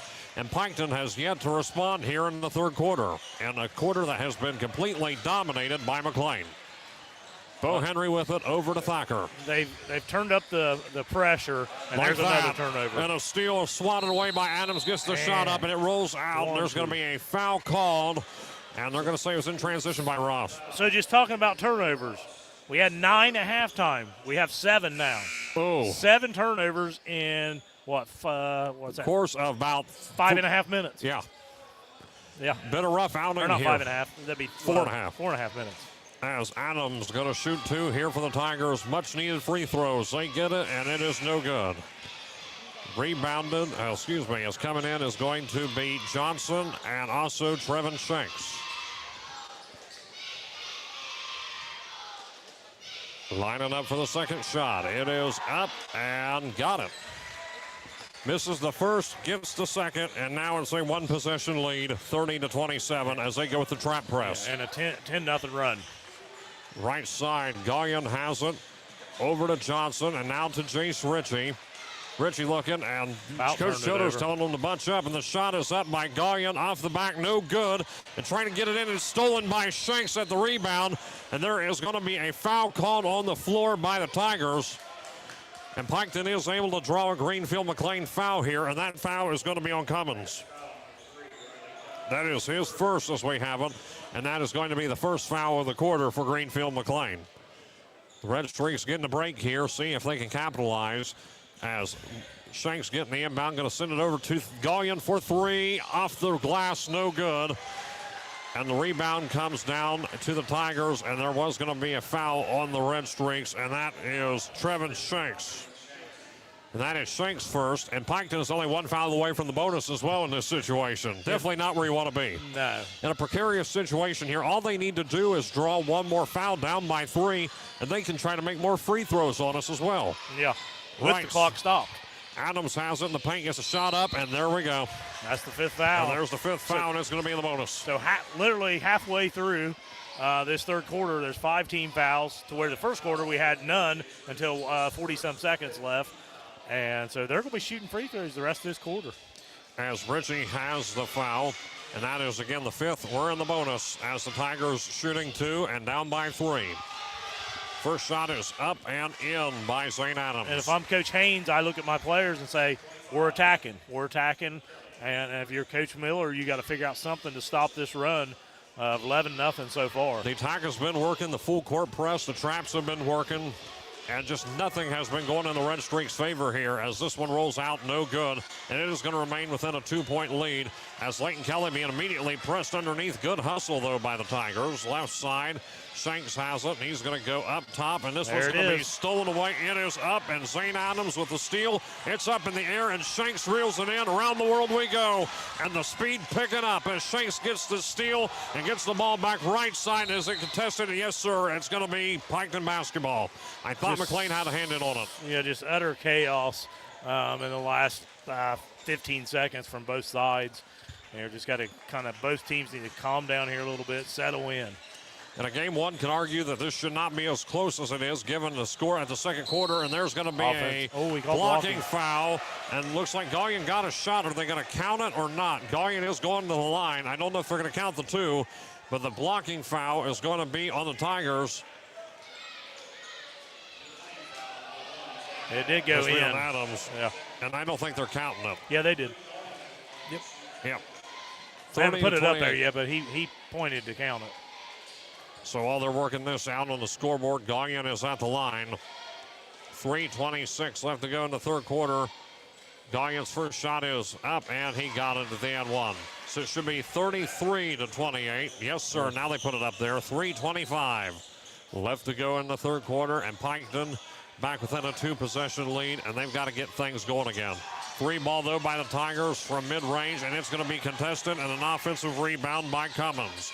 Cummins gets a nice pass over. The shot is up and in, and a foul is going to be called on the Red Streaks. And the 2 ball there for Lovett, and that brings him to 8 points. Again, I keep mentioning this, all of them for Hudson Lovett inside the paint. And if they get this free throw, it'll be once again a 2-point situation, but it is back to 1 possession nonetheless. Thacker checking in here for the Red Streaks. That is the 6th foul. Again, we're in the bonus.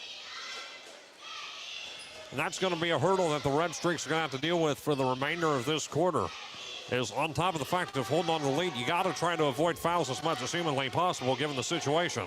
And the shot is up and in, back to a 2-point game. And now what's that, a 14-2 run? 14-3 run if you count or the three, M1. yeah, the M1. As Thacker crossing the timeline, and he is being met right away. Right side, Kelly has it, and he can't hold on to it, but scoops it up.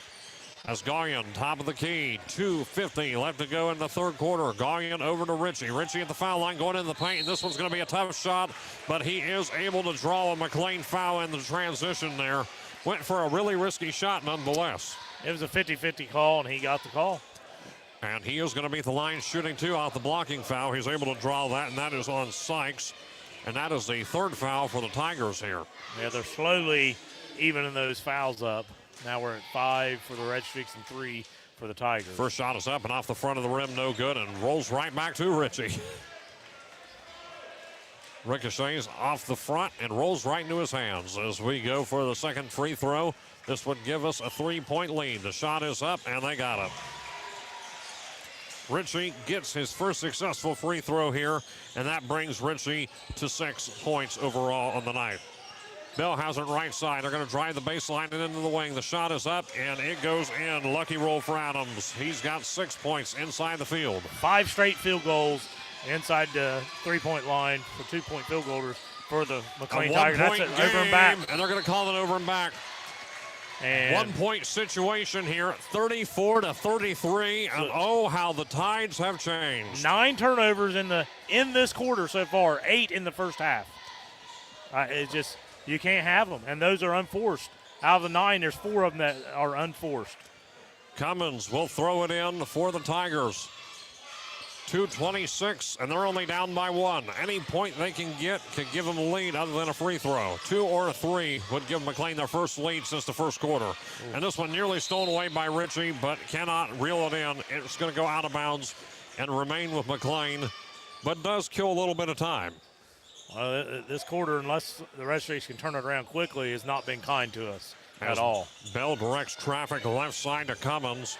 Cummins getting in the 3-point land over to Adams. The thing just get a 2-ball like that. It rolls in. The McClain Tigers now have the lead. 6 straight field goals by the Tigers. 35-34, and the Red Streaks need to find a way to respond, and quickly. The shot is up by Thacker, no good, and a defensive rebound, but good hustle by the Red Streaks here, trying to get that rebound in. And the 3-ball's up by Adams, off the side, no good. An offensive rebound by the Tigers. Definitely not what you need if you're Piketon. They were thinking about the 3-ball, and they are able to draw a Piketon foul. And he's going to be shooting. Even if he wasn't shooting, he's shooting because there's double bonus. Doesn't matter at this point, and that is going to be the second foul on Luke Gallion. Shooting 2 and down by 1 now, and could be down by more pending these shots.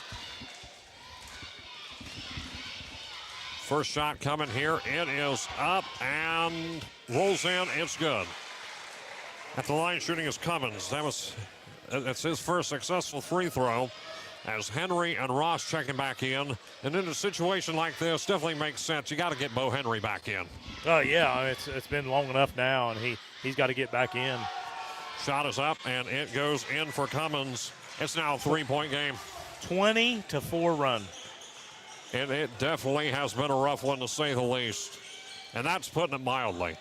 Right side, Johnson looking into Henry. They could have called that, they didn't. And gets it, and there's a foul. Yeah. Henry gets the 2. He's in double digits. I'm glad he got that one to go, but he's lucky they didn't call the offensive fouls. He discarded of, I believe, number 12 there on that. And that is Levitt's 3rd foul. I didn't realize how many he had. And this right here, a big free throw, that would tie it up. A really big free throw. And one more foul away from Greenfield for the Red Streaks to shoot the bonus the rest of the way. And one, and doesn't go in, but an offensive rebound by Gallion. Red Streaks need something to go in here. And are they going to call a foul on McClain? That's going to go out of bounds. Greenfield basketball. And now we're up to 18 turnovers for the game, 10 of them in the second half. Missed a crucial and one. Yeah. 1:22 left to go in the third quarter. And like you mentioned a moment ago, Greenfield is close to a bonus situation themselves. As Bell at center, covered by Thacker. Both teams are going to have to play carefully right now defensively, because in either situation, no matter what, the other team's going up to the line for 2. Yeah. Sitting to the left side to Adams for deep, and it's going to be off the front of the rim. It's going to be pulled in by the Tigers, and the roll in, it goes in for Greenfield. And that's going to be Sykes for 2 underneath. And I hate to keep beating a dead horse, but now that is 7 straight made field goals inside the 3-point line. 39-36, and the press results in a steal, and they draw a foul from Mason Thacker.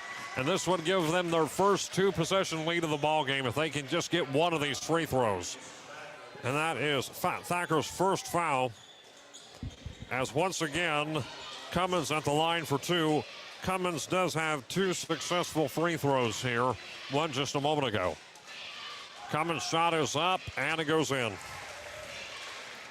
Well, they've turned up the defense. They've made their way to the free throw line in the second half, where they only went there 3 times in the first half. We went there 8 times.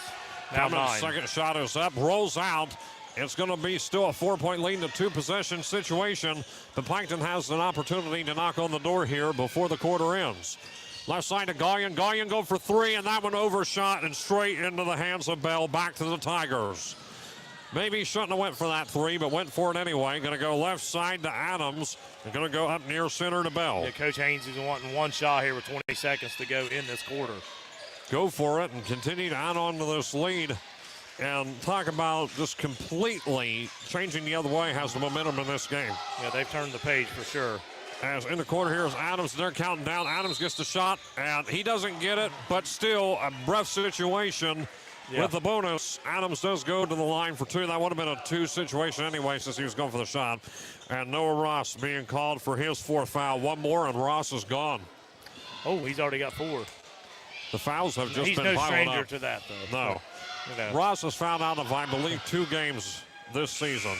And the first shot is up by Adams and in, and that's his 4th free throw. Shanks checking in for Piketon, and Cummins coming in for Greenfield McClain. This right here is the Red Streak's worst nightmare. Yeah. The shot is up, and it goes in. Adams makes both. And he's normally accurate from the free throw line. 4.0. Piketon going to try to maybe get one off. Johnson at center. He might have to go for the contested 3 ball. And off the glass, no good. And how the momentum has turned. Greenfield only had 17 points in the second quarter. They now have 42 compared to Piketon's 36, only 6 points. What a run by the McClain Tigers. And we got one more quarter to go. How will the Red Streaks respond here? We'll find out when we come back on the Q and streaming Total Media Sports on YouTube. Back in 1 minute. At Scioto Valley Board of Education, we're committed to shaping tomorrow's leaders today. We are proud supporters of Piketon sports and our vibrant community, cheering for our students on and off the field. Follow us on Facebook for our latest updates. Scioto Valley Board of Education, where education and community come together for a brighter future. Go Red Streaks! At Quick Stop Lube and Tire, they are geared up to keep you on the road. Located at 627 Southwest Street in Piketon, they're your trusted auto repair shop for over 30 years of experience. Open 6 days a week, they proudly support Pike County schools in our community. From oil changes to alignments, new tires, and even mobile tire service, they've got you covered. Wherever you are, call 740-289-4268 or stop by Quick Stop Lube and Tire, where great service meets community pride. A 25-6 run gives the Greenfield McClain Tigers the biggest lead they've had on the night against the Piketon Red Streaks, heading into the fourth quarter by a score of 42-36. Yeah, and they open up with the ball to start the fourth quarter. Turnovers and foul trouble, 2 big factors right there in the third quarter for the Red Streaks. As bounce pass in, going to send it left side. The McClain Tigers have it. Cummins at the foul line, and they just got to get more points to sink in and trying to make this an unmanageable game for Piketon. No. I mean, I don't want it to be their ball, but he didn't see it right. It's McClain's ball, but here's the thing: they're going to run a little stall offense, if I'm not mistaken. Here, they're going to start it out, and they're not going. They shouldn't force anything if you got this lead already. As looks like Bell taking the inbound at the timeline, and you're right, talking about the stall. They're slowing it down, but we have reset and fouls. That is one advantage of the new rule changes, talking about the foul count resetting after every quarter. Because imagine if we were in this situation we were in the third quarter earlier. Mm-hmm. Well, and the Red Streaks are in a zone with Richie up top.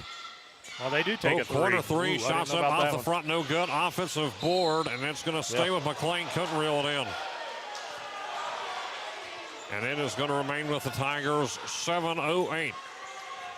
One big thing right here, Ryan, and we saw it especially offensively, but more so defensively if you're the Red Streaks, you need the rebounds, especially right now, because they're not going to take many shots with this stall.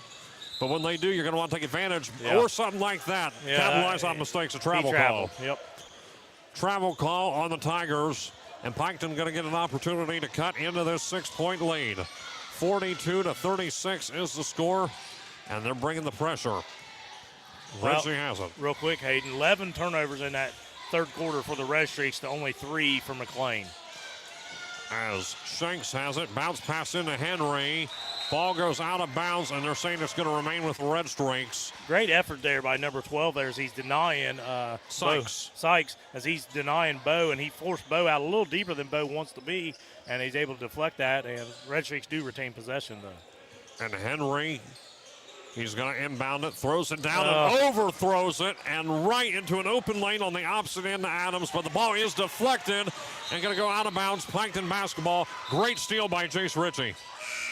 Yeah. He just kind of took it from number 1 there. Kelly checking in. Henry coming out after that. Piketon continuing the substitution game, which they've been doing since the Western game. Yeah, they're not doing 3 in and 3 out this time. There's a out of bounds. And they're changing direction. As they said, McClain didn't have a hand in on it, so that's going to be a turnover. A turnover off the inbound is going to give McClain the basketball on their own side. 42-36, still no score here in the fourth quarter. And McClain continuing to stall. Piketon Red Streaks had an opportunity a moment ago, and they find the open lane. That's what you can't let them miss right there. And Kelly coming down with the rebound. Ritchie has it right side. He's going to go with the drive, and off the back, rolls in. 2 points for Jace Ritchie. Big shot by Jace there. And sending it into the open lane. Can't hold on to it. Nearly stolen away by the Minister of Defense. Sending it back and an overthrow there, but holding on to it. And that was almost another big Piketon turnover. Can't have the open lane. The shot's up, and they do draw the foul. They're going to the line for 2. 42-38. And the foul is going to be a blocking foul on Luke Gallion. That's his third. He drove through the lane, and Gallion just gives him a shove, and it's an obvious foul. So clock stops, and he's going to do the free throw line here for 2. Cummins once again at the line for Greenfield, shooting 2. Shot is up, and it goes in. 43-38 now. The first points of the quarter as Piketon was on a 2-0 run here in the fourth.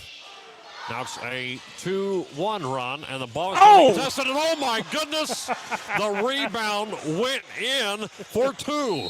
They rebounded that, and how often do you see something like that? He didn't even mean to do it, and he tipped it in somehow.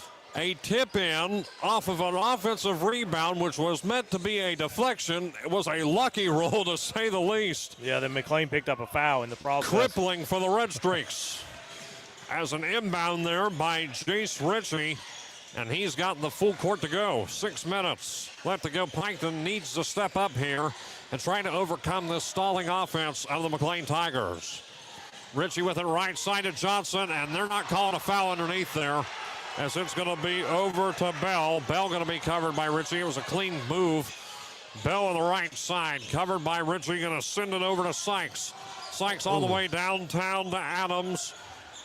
And Adams has it left side slowing down. It just feels like this first 3 minutes of this fourth quarter is just kind of, both teams are kind of out of sorts.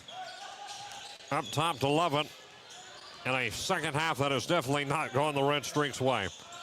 Sykes with it, over to Bell. Bell going for the 3 ball. It's up, and it is no good. Rebounded defensively by Johnson. And are they going to say a timeout called or a jump ball? Is going to be a foul called. Bit of a discussion there, but the foul is going to be on Zane Adams. That's his third. They're going to say a reach-in foul there. So Adams with his third foul. McClain up to 2 fouls here, and Piketon only has 1. McClain continues with these fouls. That might be a good thing for the Red Streaks, but still down 45-38. Now they're picking up the press again here in the fourth. So they waited about 3 minutes in before they picked it up. As Thacker, the dribble drive right side to Johnson. Johnson just couldn't get in good form for a shot. As Shanks with it left side to Leighton Kelly. Kelly with it, and he's going to pass it over to Thacker. Got to have offense from somebody. Johnson going, and he gets to drive, but they're not calling anything on that. It's going to remain with the Red Streaks. Got away with that one. He traveled and then lost it going up with it, and they're going to give it back to the Red Streaks. So lucky call and break for us there. As Thacker looking, and he gets the inbound to Shanks. Shanks double covers it, and it is stolen away by Jordan Bell. Bell has it, and they're immediately going full court. Going to go left side, going to go into Cummins. Nice pass. Pass over, shots up, and in. 2 points for Lovett. And Lovett in the double-digit mark, and a timeout called by the Red Streaks and they need to regroup now more than ever. And are they going to take a 30 or a full? It's going to be a full timeout. 47-38 is the score here in the oven. We'll be back in 1 minute. If you want to make your smartphone even smarter, get our new mobile banking app. You can check deposits and deposit checks. It even gives you nearby ATM locations. Best part is, the money stays right here in this area. It's a better way to bank. Ohio Valley Bank, a better way to bank. Member FDIC. Visit us online at ovbc.com.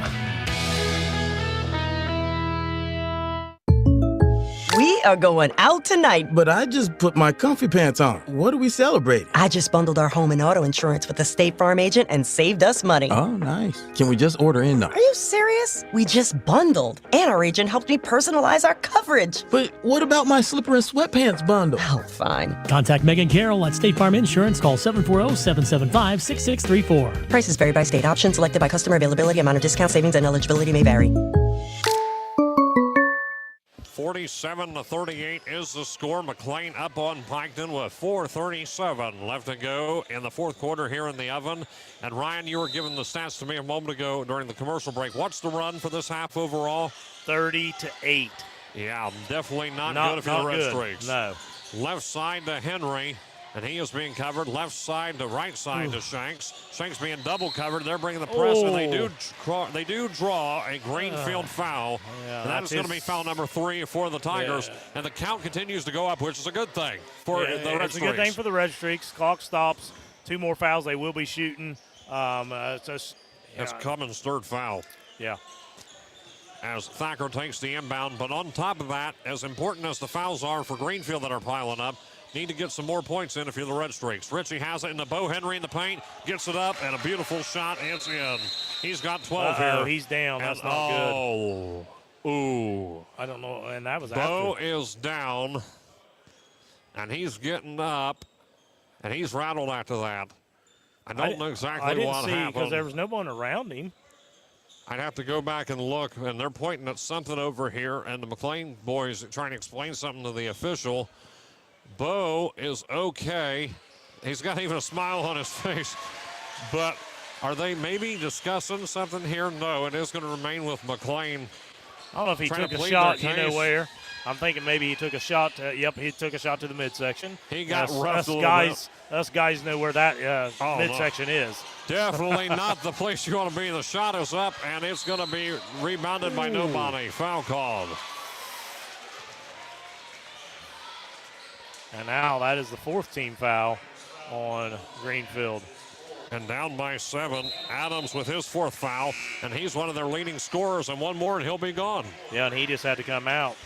If they lose a couple scorers and get in the bonus and we can continue to find open lanes, this game is not over yet. No, it's far from over. It's only a little over a 2-possession game. If it's you a play your 3-possession cards game. right, And we just turned it over. Bounds. I mean, it just can't have stuff like that. And McClain is going to get it back. 14 turnovers in the second half alone. As Cummins throwing it in to Lovett. And McClain wouldn't hurt to throw a few more on for them as Bell has it at center. And trying to get it stolen away is Richie. Piketon has plenty of room to work with in terms of fouls as well. Yeah. Well, and now Greenfield is going to play keep away. They have to get ready to start drawing fouls. Yeah. Trying to block here, maybe trying to get some good defensive moves in as well. And this is one thing talking about having no shot clock in high school basketball. Yeah. And it's going to be in. The shot is nice, up. And in transition, pass. Gets it up. Blocked. Nice Henry job, Bo. with the deflection. And it's going to be over to Trevin Shanks. Shanks driving the wing, gets the shot up, and the foul, blocked. And there's going to be another block, and it's going the other way, trapped in the corner, but gets it to Cummins, and a whistle blown, and McClain wants to regroup after that. Timeout Greenfield, and what are they going to take here? It is going to be a full timeout. 47-40 is the score here. McClain up on the Red Streaks on the Q, streaming on Total Media Sports. 3:17 left to go, back in 1 minute. Clinkers Lumber and Builder Supplies in Waverly, Ohio, your go-to destination for all things building and beyond. With over 75 years of dedicated service to the community, Clinkers is an ace hardware dealer that offers more than just lumber. With a massive 10,000 square foot store packed with everything from paint to plumbing, electrical to lawn and garden, and a whole lot more. Open Monday through Saturday, Clinkers Lumber and Builder Supply is here to support your projects, big or small. Looking for a rewarding career with a global leader? Kirchhoff Automotive, a family-owned company, offers you the chance to grow and succeed. At Kirchhoff, your development is our priority because a better you means a better us. Together we will work for one aim. We move future. Kirchhoff Automotive in Waverly is hiring now with starting wages from $18.83 to $20.33 an hour. Visit our career website today for more information. Kirchhoff Automotive, where your future drives ours. Back here at the Oven, and McClain takes the inbound and quickly gets a travel called on him. And a big turnover here, and Piketon gets the ball back. They're saying he's hopping. The kids don't know what he's doing, but he's hopping and then, like, picking up his dribble at the same time or something. Thacker right side to Johnson, looking over to Henry, and Thacker with it. Going to pass right side into Henry in the paint. The shot is up, and no shot this time on Bo. He's still standing. Gets two. 47-42. And Piketon cutting in, and they're trapping. Piketon needs something here. I hope the third quarter serves as a wake-up call. And McClain, they just need to stall as much as possible. Number 4 about traveled again. I see what they're saying he's doing. Oh, and nearly stolen away. And moving up to the lane, left side. And Bo covered him, double coverage, bringing the pressure. Needs to steal the ball. He's wide open. Possible. Line open, gets the shot up and in. Jumped a little too soon there as well, and 2 points by Brandon Green, who has checked in for Greenfield. That's his first 2 of the night, and 2 big ones for him. Also want to shout out, I don't know if he's going to see any play time here, but number 4 for the Red Streaks, he's actually dressed down there with the substitutions the way they are, Connor Clemens. And there's going to be a whistle blown on the opposite end. Looks like probably a Piketon foul. Yeah.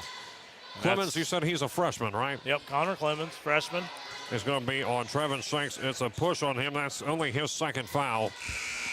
And 3 more fouls to work with here as McClain is going to probably continue stalling as Ross and Kelly checking in. And coming out is going to be Shanks and Ritchie. 2:12 left to go in the fourth quarter. And a rough break here for the Red Streaks.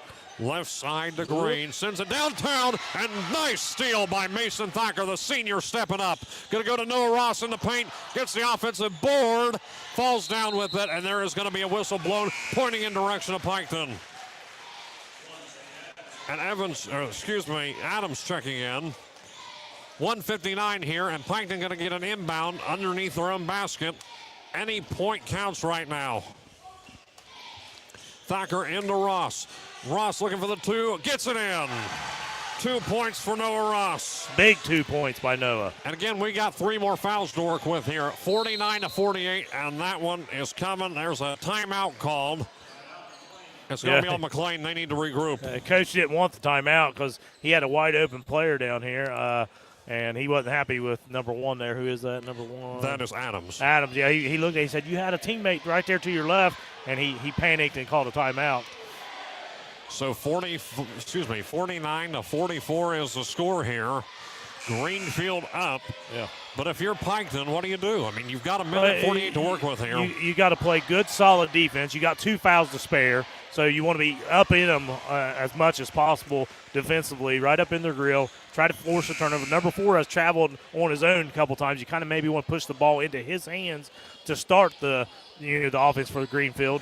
And, let's see what happens here. And it's as important now. This is a weird draw-up play here. And it's as important now as ever to remember that 148 can be an eternity in high school basketball. As he's covered by Ross, it's going to be McClain basketball coming off that 30-second timeout to regroup. Lovett with it, and the ball's going to be stolen away. Second straight steal by Mason Thacker. Rolls into Ross and gets 2 and an and 1. And they're throwing the ball directly right to Piketon's hands both times. Thacker, he's not the tallest of kids, but credit him. He's jumping up, playing good defense. And Noah Ross, back-to-back baskets. And it's key. He's got 4 fouls, and he's playing well here when Coach Miller put him in. It's back to 1 possession. Ross with an and 1. The shot is up and goes in. Ross gets it. We're in a 2-point situation again. Trapped here by Gallion. But you can't the foul's going to be called on him. That's the 3rd foul. Still a little bit of working room, but still. Yeah, as Coach Miller's directing him, beat him down the court, get on the sideline, use that. Instead, he bodied him while he's going down the sideline. So now 2 fouls away, and McClain will be shooting free throws. Gaulian, that's his 4th. Oh, that's big, too. And look at this. 5. They're saying, I think they messed up the foul count a moment ago. McClain really at 5? I'm not sure. Going to throw it right side, and I don't know if that's the case. That's big for Piketon. Yeah. As it's going to go in, sends it downtown. They need to try to move this ball around, and Ross can't foul. He's got 4. If he fouls, he'll be out, but yeah. he might have to make a sacrifice, or at least he seems willing to. Left side, they might want to go for a 3 ball. That might help them. They're directing traffic there. He tackles him. Down. A form tackle. And Ross going out with a bang. Yeah, that's his 5th foul. A form tackle, and it's Red Streak's 4th foul. So one more before McClain has to go to the free throw line. His 5th, team 4th. But big buckets by Noah. 5 points right there in the last 30 seconds from him, wasn't it? It was a bucket and an M1, yeah. Yeah, he had 5 points. Yeah. So an emphatic in for Noah Ross, which brings Piketon back to a one-possession game. He definitely played his role in this. Yeah. As Cummins going to throw it in, bounce pass, and there's going to be the foul. That's the 5th foul. So both teams, if the board's correct, either way, even if it's not for McClain, the next foul, it'd be bonus. That's his 2nd, and they need at least one of these free throws to miss to stay within a possession. This game is going to come down to more likely who makes their free throws and who misses them. Adams' shot is up, and it is in and out, no good. And you saw it roll in, it just didn't fall in. Had a little too much English on it as it spun out. And a substitution coming in as Evans checking in for the Tigers in just a moment. He's going in for the shooter, I believe. They're going to wait and just here. They're going to let him get this 2nd shot, which they need. And the shooter's got 4 fouls, so he's going to come out after that and they make it. It's a 3-point game. Adams with his 6th free throw as Evans checks in. 1:07 left to go. Offense for defense is what Coach Haynes is doing there. Piketon with it. And it's going to be an inbound to Thacker, and there's going to be a hold. I don't know about that one. I don't know. Regardless, I'm a Red Streak here. We're going to take the long walk. Yeah, I don't know. I thought he played it defensively correct. That's his 4th foul, so that's a big foul on number 3. Free throw situation where at times Mason Thacker has done relatively well. Yeah. As a long walk here with 1:06. This has similarities of the Dina game. Feels like it. Deja vu here as Thacker, he's going to go for the first shot. It is up and falls in. Thacker gets it. Contrary free throw difference, 18 attempted by Greenfield and 7, now going to be 8 for the Red Streaks. Looks like Cummins maybe come back out, and Trevin Shanks coming in place of Kelly. Up by 2 now are the Tigers. Could be up by 1, where all it would take for Piketon at that point is to get a shot. It's up by Thacker, and it rolls out. Going to be a defensive rebound underneath by Adams. And we got a minute left and needs to get the steal. Ritchie! Hit it, baby! Ritchie gets it. No good. Close call. And a trap right away. 50 seconds out have been huge. They need something here. Piketon probably just needs to draw a foul. Sends it down. There's going to be a timeout. It's his last timeout.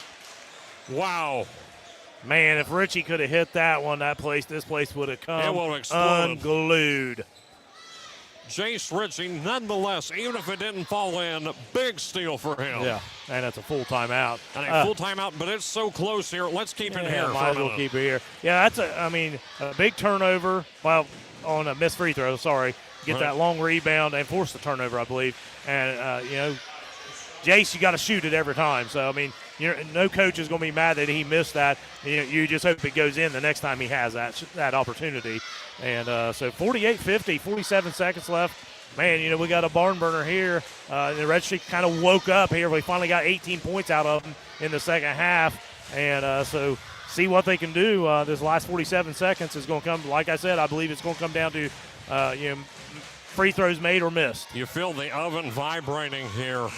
50-48 is the score, and what has become a nail-biter. Yeah.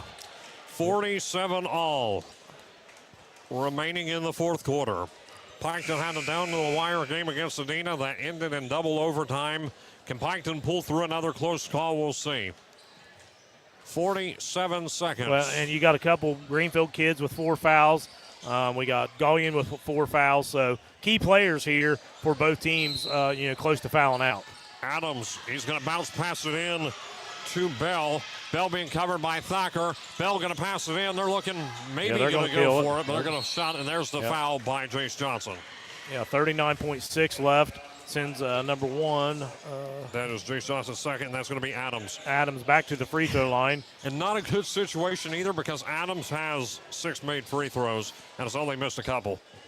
Well, and he's one of the players also with 4 fouls for McClain. Adams' shot is up and rolls it in. It's a 3-point game. They need the second one to miss. Kelly and Henry, but still a little bit of time to work with here nonetheless. Still would be crunch time. With Henry and Kelly in. The shot is up and rolls out and rebounded by Bo Henry. We're down by 3 with 30 seconds left to go. Going to get it right. Don't need a 3 here. Jace Ritchie, and they do call a timeout. Okay. The Red Streaks do. Yeah, they're going to have to draw something up here. I mean, I'm going to draw something at the rim is what I want. I want a shot at the rim, and then I want to play defense for about 5 to 8 seconds, after we score, and then if we have to foul, we foul. But I want a shot right here at the rim. I think that's what Coach Miller's probably going to draw up. There's no reason to shoot a 3 with 31.8 left. Plenty of time, multiple possessions here. And I'd say it's going to be a play here. Should be something to Bo Henry inside, I believe. We'll see. Or they might do a little, disguise something to throw it maybe to him, and maybe somebody else curls around the rim and scores. Best case scenario, if you can at least get Henry underneath, there's also the chance, regardless, keep in mind we're both in the bonus, there's also a chance they can draw a foul. Yeah. And if they can draw the foul, then that would give them the 3 points possibly. Yeah. Without even having to go to the 3-point line. Got to watch also with his inbound, you got to watch Greenfield cheating a little bit. They may cheat a little bit and bait the Red Streaks into a bad pass. That's one thing that they got to be careful with the inbounder. And getting ready to come back out here. And they are definitely planning something up, you can tell. We'll see how McClain can respond here. Again, 31.8. Piketon is down by 3, and the Streaks have the ball. I don't know that I would. The ball's coming out on the sideline here, and we'll see what they little draw up here. As Gauguin to throw it in. Henry trying to get in position. Looks like that is what they're doing. Kelly gets into Henry. There it is. And steal, and it goes inbounds. That was a good steal by the Tigers, and definitely not what you want if you're Piketon, but. Well, and they drawed up the play, and the problem was we didn't deviate from it. The play was what it was, and unfortunately where Layton caught it, he was bouncing on the line of falling out of bounds, so he had to get it to Bo, and that defender played him well and stole the pass. 2 consecutive fouls by Mason Thacker. Off the front of the rim, no good. Well, that's a big miss. That's 2 straight misses by McClain. Lovett at the line. He has 1 made free throw, but he's not bending the line very much either. Lovett's second shot is up and rolls out and rebounded by Luke and he Gauguin. foul. Not foul what you underneath. wanted if you're Greenfield, but it's what you wanted if you're the Red Streaks. As you put Gauguin to the line with the clock only rolling in 2 or 3 seconds there. Still a 1-possession game here. Missed the foul up here for Sykes. He is now at his 3rd. And Luke Gauguin at the line shooting 2. Any free throw we can get to bring this closer so we don't have to draw up a 3-point play. They shot themselves in the foot with that one as, Thacker or Gauguin had the rebound Shot there. is up and got it. Big rebound by Gauguin. And Zane Adams coming in. If we can at least get this within a 1-point lead, if we can draw a foul, wouldn't be too harmful, but still. Yeah. Big free throw here by Gauguin if we can get it. Well, they just went small, the Red Streaks did here with guard-wise. Let's see what happens. A big free throw opportunity for Gauguin. Second shot is up and in and out, no good. Tipped, nearly free. And like I said, they're down by 2, and they have drawn a foul. That's on Shanks. I think Shanks is 3rd. if you're the Red Streaks, I think you're fouling the right people right now. 22, he did split no, he missed both, didn't he? No, at the line is Sykes. Oh, no, I mean a minute ago, number 22, I think missed both. Sykes has a made free throw. And Sykes, for the first time since I believe the first half, is up shooting 2. I could be wrong on that. No, he shot some earlier. You're right. 51-49, Rainbow. He got it. And that is his second free throw.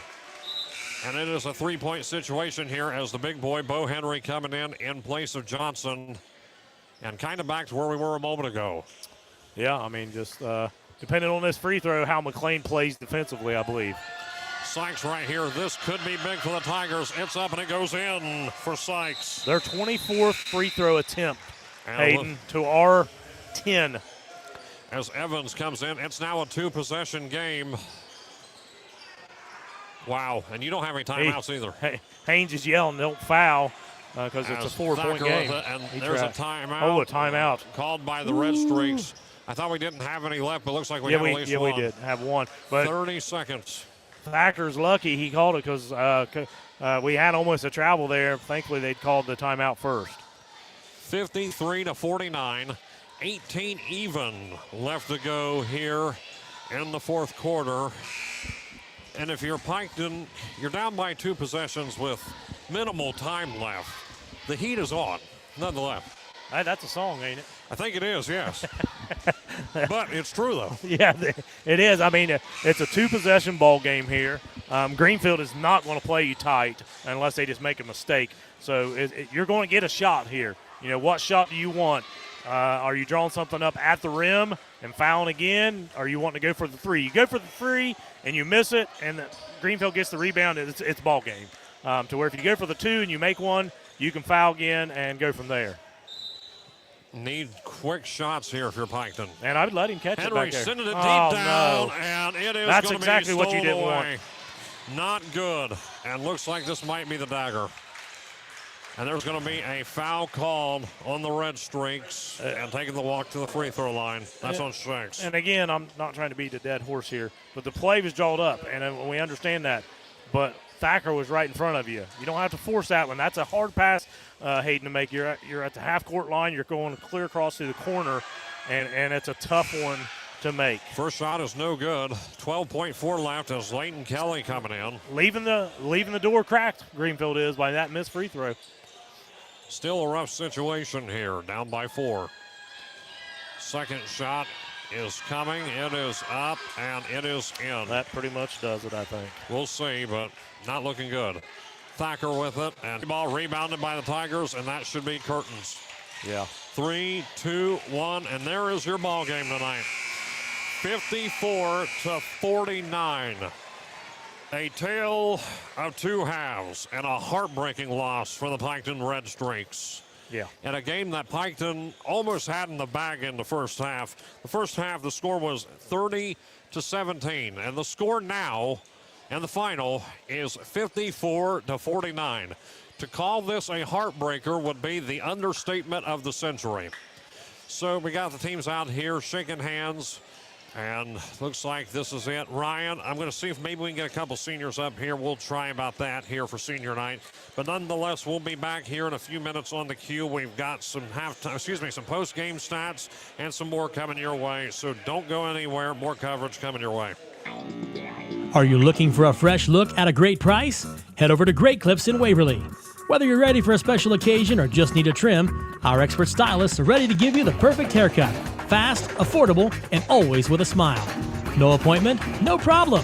At Great Clips, walk-ins are always welcome. Plus, download our app to check in online and skip the wait. Great Clips wishes all county teams the best of luck this season. And remember, it's gonna be great. The Glockner family of dealerships offers the top brands: Chevrolet, GMC, Honda, Toyota, Ford, Dodge, Chrysler, Jeep, and Ram. Glockner has an amazing selection of new and pre-owned vehicles. Ask about the Glockner Guarantee. 12-month, 12,000-mile new vehicle premier coverage and 5-year, 100,000-mile powertrain coverage included on qualifying used makes and models. Credit issues? No problem. Glockner Auto Credit will finance your future, not your past. Shop online at Glockner.com. At Glockner, we make it easy. Discover the ultimate destination for custom apparel at Elizabeth's Custom Tees. Specializing in direct-to-film printed apparel and top-notch embroidery, we bring your designs to life with crisp vibrancy. From sports team to businesses, we got you covered. Our embroidery services offer a classic, high-quality finish. Whether it's clothing or accessories, we customize it all. Serving Beaver, Ohio, and beyond, contact Philip or Kristen Babst at 357-6531 or 395-4905. Visit us on Facebook or email elizabethstees@gmail.com. Elevate your style with Elizabeth's Custom Tees today. When it comes to buying or selling your home, experience matters. For 28 years, Todd Harris has been helping families make the right move. As the longest tenured realtor in town, Todd has the expertise, negotiation skills, and local market knowledge to get the results you deserve. Whether you're buying your dream home or selling for top dollar, Todd Harris Realty has a track record to make it happen. Call 947-7677 today or stop into the office to start your next chapter with Todd Harris Realty. At Scioto Valley Board of Education, we're committed to shaping tomorrow's leaders today. We are proud supporters of Piketon sports and our vibrant community, cheering for our students on and off the field. Follow us on Facebook for our latest updates. Scioto Valley Board of Education, where education and community come together for a brighter future. Go Red Streaks! At Quick Stop Lube and Tire, they are geared up to keep you on the road. Located at 627 Southwest Street in Piketon, they're your trusted auto repair shop for over 30 years of experience. Open 6 days a week, they proudly support Pike County schools in our community. From oil changes to alignments, new tires, and even mobile tire service, they've got you covered. Wherever you are, call 740-289-4268 or stop by Quick Stop Lube and Tire, where great service meets community pride. Over the years, we've been asked a lot of questions. Like, why is our bank any different than those big city financials? After all, most banks offer the same products and services. The difference is our people and our service. We give you the one-on-one, first-name, friendly service that you deserve. Ohio Valley Bank, a better way to bank. Member FDIC. Visit us online at ovbc.com. We are going out tonight. But I just put my comfy pants on. What are we celebrating? I just bundled our home and auto insurance with the State Farm agent and saved us money. Oh, nice. Can we just order in now? Are you serious? We just bundled. And our agent helped me personalize our coverage. But what about my slipper and sweatpants bundle? Oh, fine. Contact Megan Carroll at State Farm Insurance. Call 740-775-6634. Prices vary by state. Options selected by customer. Availability, amount of discount, savings, and eligibility may vary. You are listening to Piketon Red Streak Basketball on your home of the Red Streaks. 100.1 WXZQ, The Eagle. Final score here tonight from Piketon High School. The Greenfield McClain Tigers beat the Piketon Red Streaks in a nail-biting heartbreaker by a score of 54-49. Some individual stats here. Luke Gallion with 3, Mason Thacker with 1, Jace Johnson with 5, Trevin Shanks for 4, 8 points for Jace Ritchie, 3 for Leighton Kelly, 5 for Noah Ross, and the leading scorer for the Streaks, 10 for Bo Henry. Double digits even as I got it here. Actually, correction, 14. 21 points, the leading scorer, Zane Adams for Greenfield McClain and for the game. 4 points for Cummins. We got 9 points for Sykes and 11 points for Hudson Lovett. A lot of those coming from underneath the rim there, and a couple free throws to boot. Ryan, go ahead and give us the team stats. All right, we'll start off with the Red Streaks. We had 24 unofficial rebounds. From the two-point field goal percentage, we were 16 of 27 for 59%. Sounds good, unfortunately, on the losing side of things. From the three-point line, we were 4 of 14 for 28%. Missed every one of them that we took in the second half, which was 4. From the free throw line, we were 5 of 10 for 50%. The big one here is 25 or 26 turnovers. Comparison to the first half? First half, we only had 8. So, yeah, that right there is one of the biggest problems. That's the biggest problem. Going over to Greenfield, also real quick, 37-19 run by Greenfield to close out the game. Wow. At one point, a 30-8 run. Piketon definitely stepped up near the end of the fourth. It just wasn't enough. They ran out of gas, and it wasn't quite enough. For them, I got them unofficially with 20 rebounds. They were 15 of 27 from the two-point field goal range for 55%. From the three-point line, they were 2 of 17 and for 11%. So the threes didn't hurt us. From the free throw line, that's where they got us, though. They attempted 26 of them and was 16 of 26 for 61%. So 16 points right there from the free throw line, which made up the difference with all the free throws that they missed, or three-pointers they missed. And they only had 15 turnovers to our 25. So that's the difference in the ball game right there. Those 10 turnovers, and just missing some key shots. And as people continue to pour out here, we're going to take our last commercial break. We'll be back in 2 minutes. Maybe have seniors, maybe not. We'll see what happens. Otherwise, we'll be here to wrap it up on the Q. We'll be back in 2 minutes. Clinkers Lumber and Builder Supplies in Waverly, Ohio, your go-to destination for all things building and beyond. With over 75 years of dedicated service to the community, Clinkers is an ace hardware dealer that offers more than just lumber. With a massive 10,000 square foot store packed with everything from paint to plumbing, electrical to lawn and garden, and a whole lot more. Open Monday through Saturday, Clinkers Lumber and Builder Supply is here to support your projects, big or small. Looking for a rewarding career with a global leader? Kirchhoff Automotive, a family-owned company, offers you the chance to grow and succeed. At Kirchhoff, your development is our priority because a better you means a better us. Together we will work for one aim.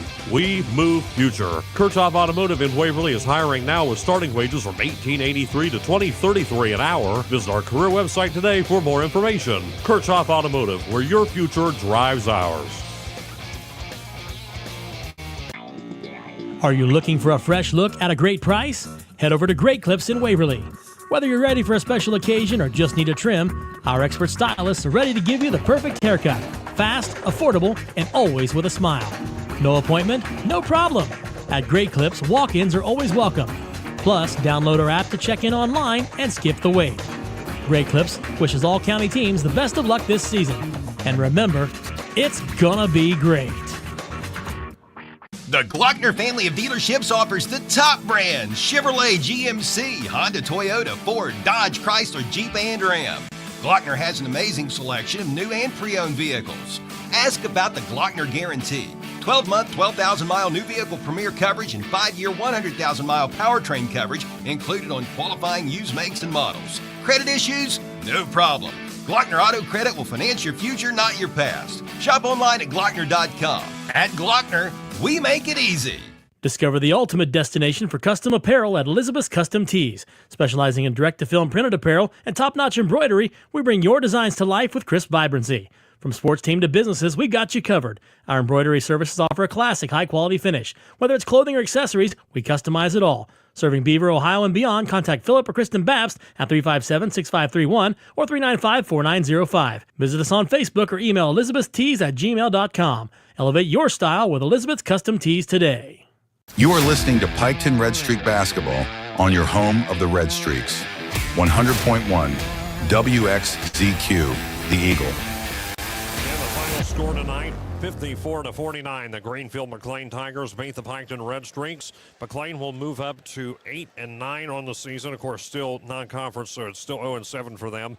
Piketon moves up to 5-15 on the season. So we're going to take a look ahead here again. This week on Friday, me and Jared Vogelmore will have the away game as Piketon goes to Uniota. That's going to be on Friday. The next week, the last game of the season for the Red Streaks. The last regular season home game was tonight, of course. But next week against the Portsmouth West Senators to close it out. And as for McClain, again, they're going to take on Chillicothe Friday, then Paint Valley following that. So again, the final score tonight, 54-49, and that's going to do it for us. So for Ryan Vogelmore and Julian Villarreal working the streaming cameras tonight, this is Hayden Milliken saying good night and go Streaks. You're listening to the Eagle, 100.1 WXZQ, Piketon, Waverly, Chillicothe, Portsmouth, a Total Media Group station.